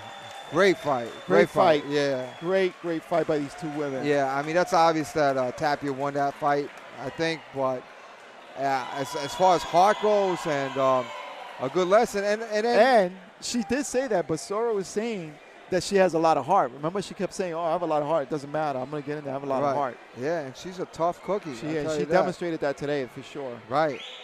And, you know, I understand there's a lot of bears running around in Pennsylvania, and I would not be afraid to go into the woods with Basora. You know? That's right. Neither would I. Neither would I. I'd step behind her and said I got your back, and when I go running, I know she'd hold that bear off long enough for me to get away. All right? Let's call it what it is. Basora is a bear fighting tough cookie. She is, man. Good All job by both these women, though. All right. So this is going to bring us to our main event after this.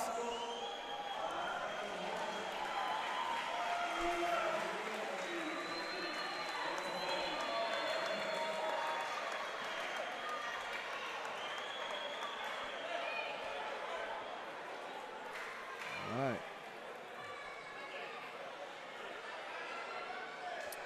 So, did we ever see the girl go around with round cards, George? No, not one. She just runs around with the belt. That's all she runs around with. What do you think that means, George? Somebody lost the round cards? Possibly. They got blown away with Hurricane Maria. All right. A round of applause for these 2.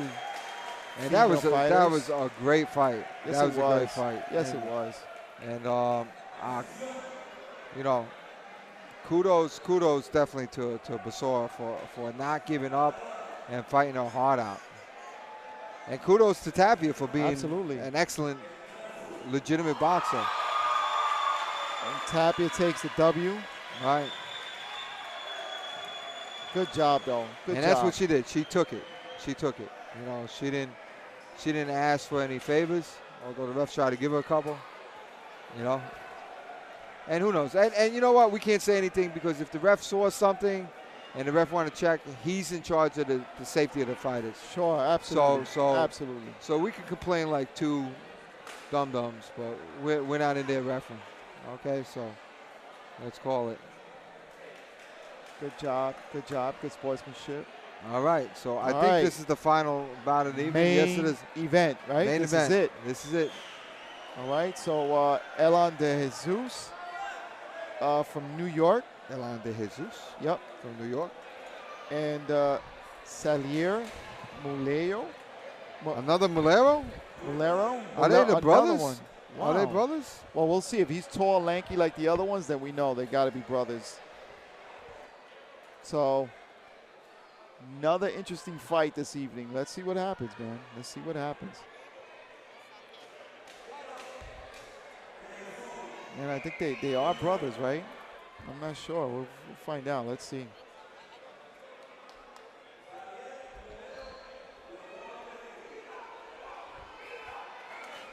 So I'm saying they're all brothers. Well, the first two definitely look like brothers. We don't know, but we'll see. Yeah, the third one looks like him too. Well, the shorter version. No, yeah, shorter version. I don't know. But the same body style. No, I don't know. No, not really. Not really. Well, let's say they are. Let's call them fraternal triplets. Did that happen, George? Fraternal triplets? Yes, I guess so. Yeah, I think that's happened. So this is Fraternal triplets? Salier Bolero I think that's possible, Dave. of the fraternal triplets. Or maybe two identical, and he was the fraternal one.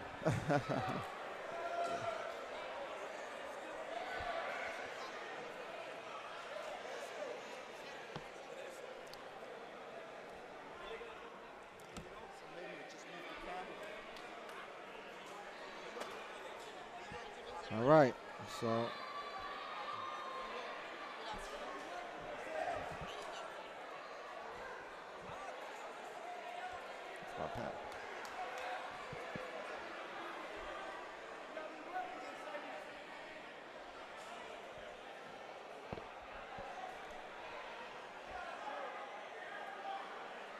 all right, take your pen back. It don't work. All right, so here we go. From Puerto Rico in the blue corner, wearing all blue, is Salier Molero of the Molero triplets, the boxing triplets, and Elan De Jesus from upstate New York. I'm assuming Buffalo, New York? Dunkirk.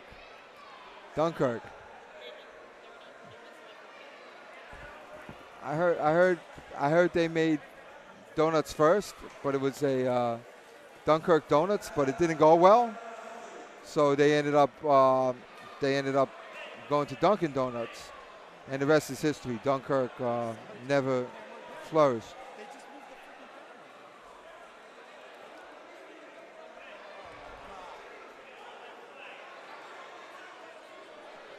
All right, so we got people in the crowd moving our camera.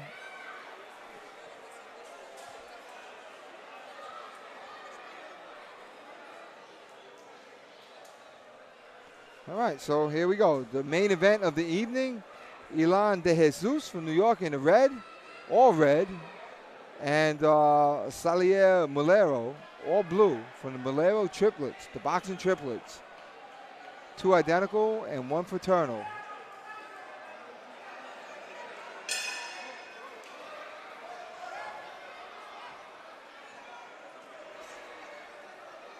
All right, so they come out.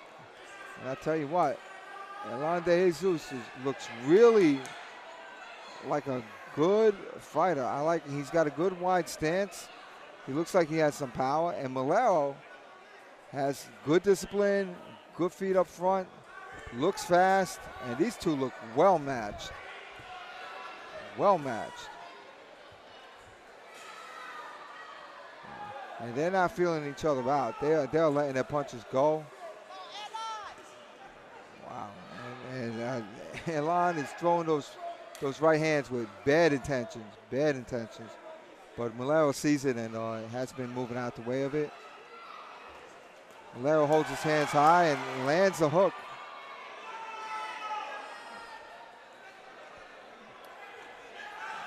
And it looked like he got an overhand right over Elan De Jesus' jab. So now I got to see what the adjustments are going to be made.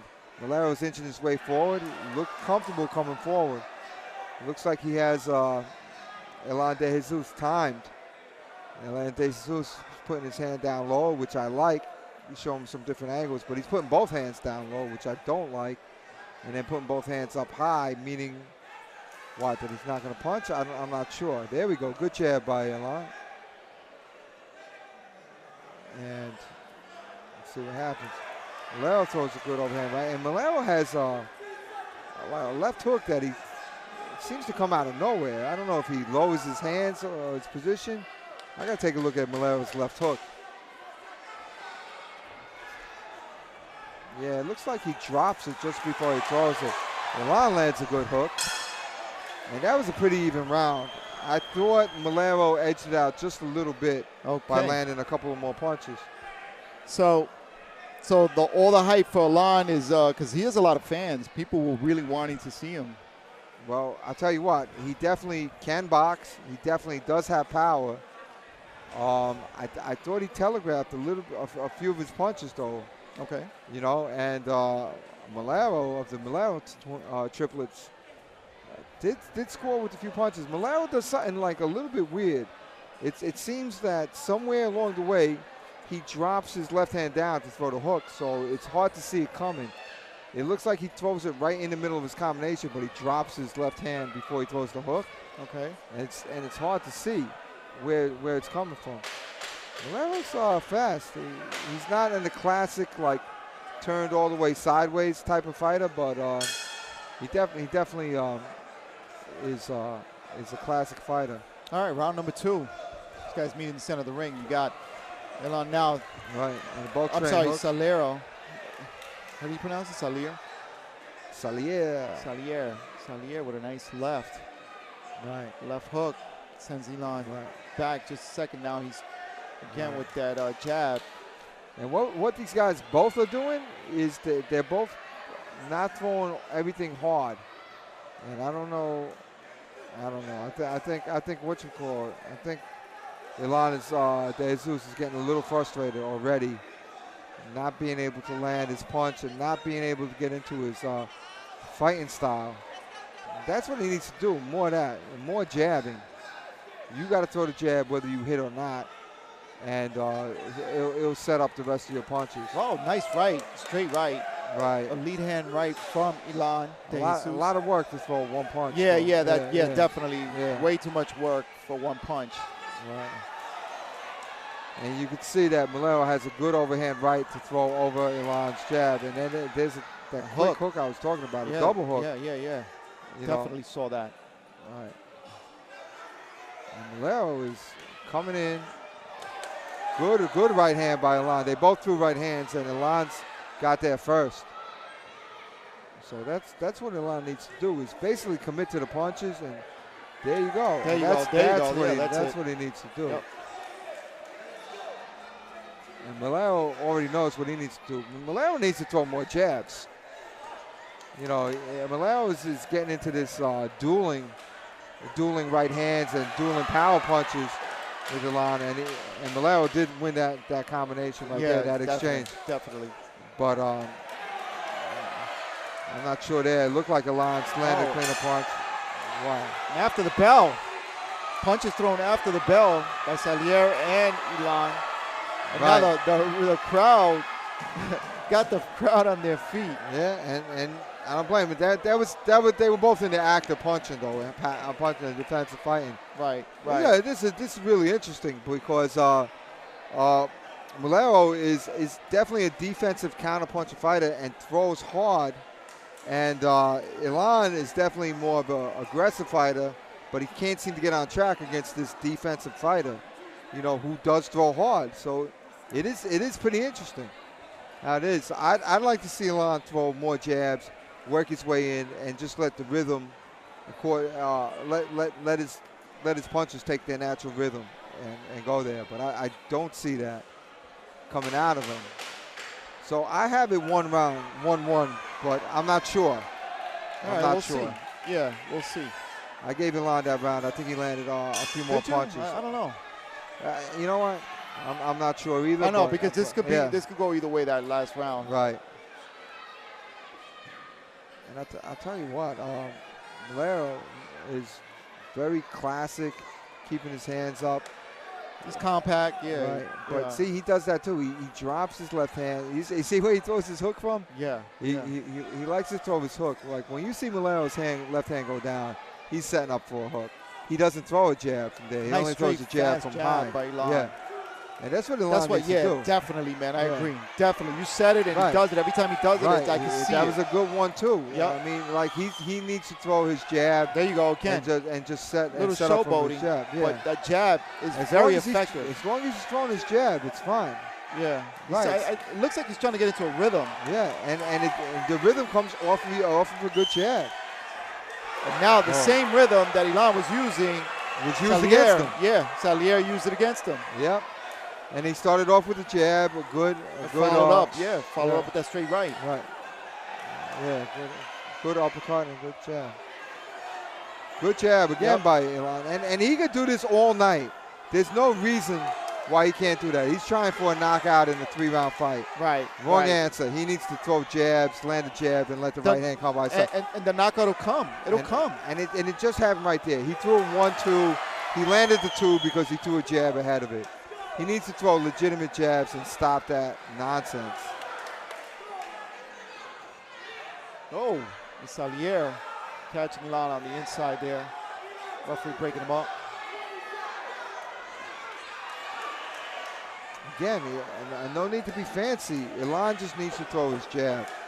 Yeah, man. And he's got a quick jab, too. Yeah, it's a good jab. But you see, he started off with that lead right instead of going with that jab, and he does it again. He switched to left. And that's very the end of the close. round. So, okay, so I have Elon winning.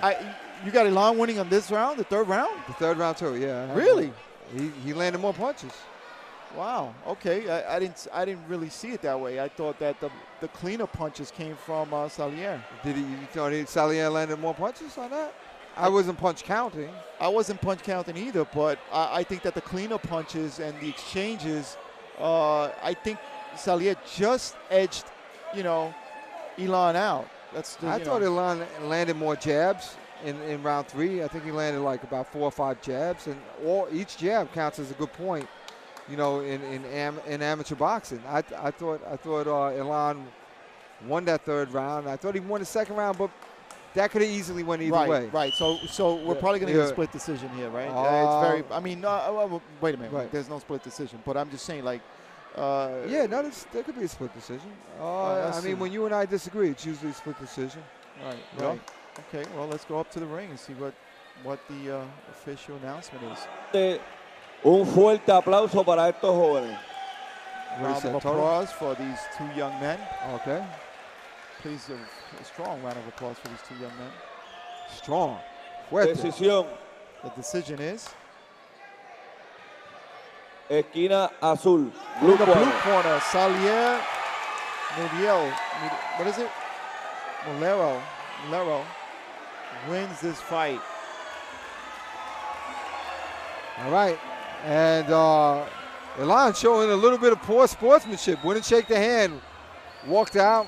And, I have no problem with that decision.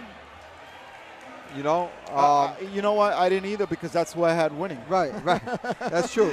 And I said that second round could go either way. But if you take a look at the fight, and I'm speaking to Elon right now, you were scoring with your jab. You needed to throw more jabs. Yeah, man. Right? And Fast jab too. You can't be a visiting fighter going to somebody's hometown and expect to win a close decision like that. You cannot do that. Right? And then third of all, you can't get upset at that. You can't get upset. It's a learning experience. You did good. You nullified a lot of that stuff. That was a good fighter. Salio Molero of the Molero triplets is a good fighter. So you cannot get upset that you fought a good fighter and didn't edge him in the decision. You can't do that. Absolutely. You made some mistakes. He made some mistakes, and you did a lot of good work. So, all right. So sorry about the live stream. We lost signal. I'm sorry, and this is why we're in Puerto Rico to support this. Hopefully, the next time we'll come down here. We were promised we would get good Wi-Fi. Hopefully, we'll be there. I mean, some promises cannot be kept. Not to the fault of the promise maker. Right, and not the promoter either. Yeah, I mean, these things happen. We told you hurricane category number 5 passed through here. Right. A lot of the towers are down. Right. There are no towers, so we're using the spotty. And, we bought our technology back from home, but, even our technology was having a hard time. We have to latch on to some sort of signal, and it's not – we're not getting there. So by the time you're seeing this like in the future, this already happened. Transport yourself back and hopefully have a good time, all right? Right. All right, so Dave, George. yeah, for Pug Life, I'm George All right. Zayas, Dave Steve, and Okay. this is Pug Life. Pug Life. Good night.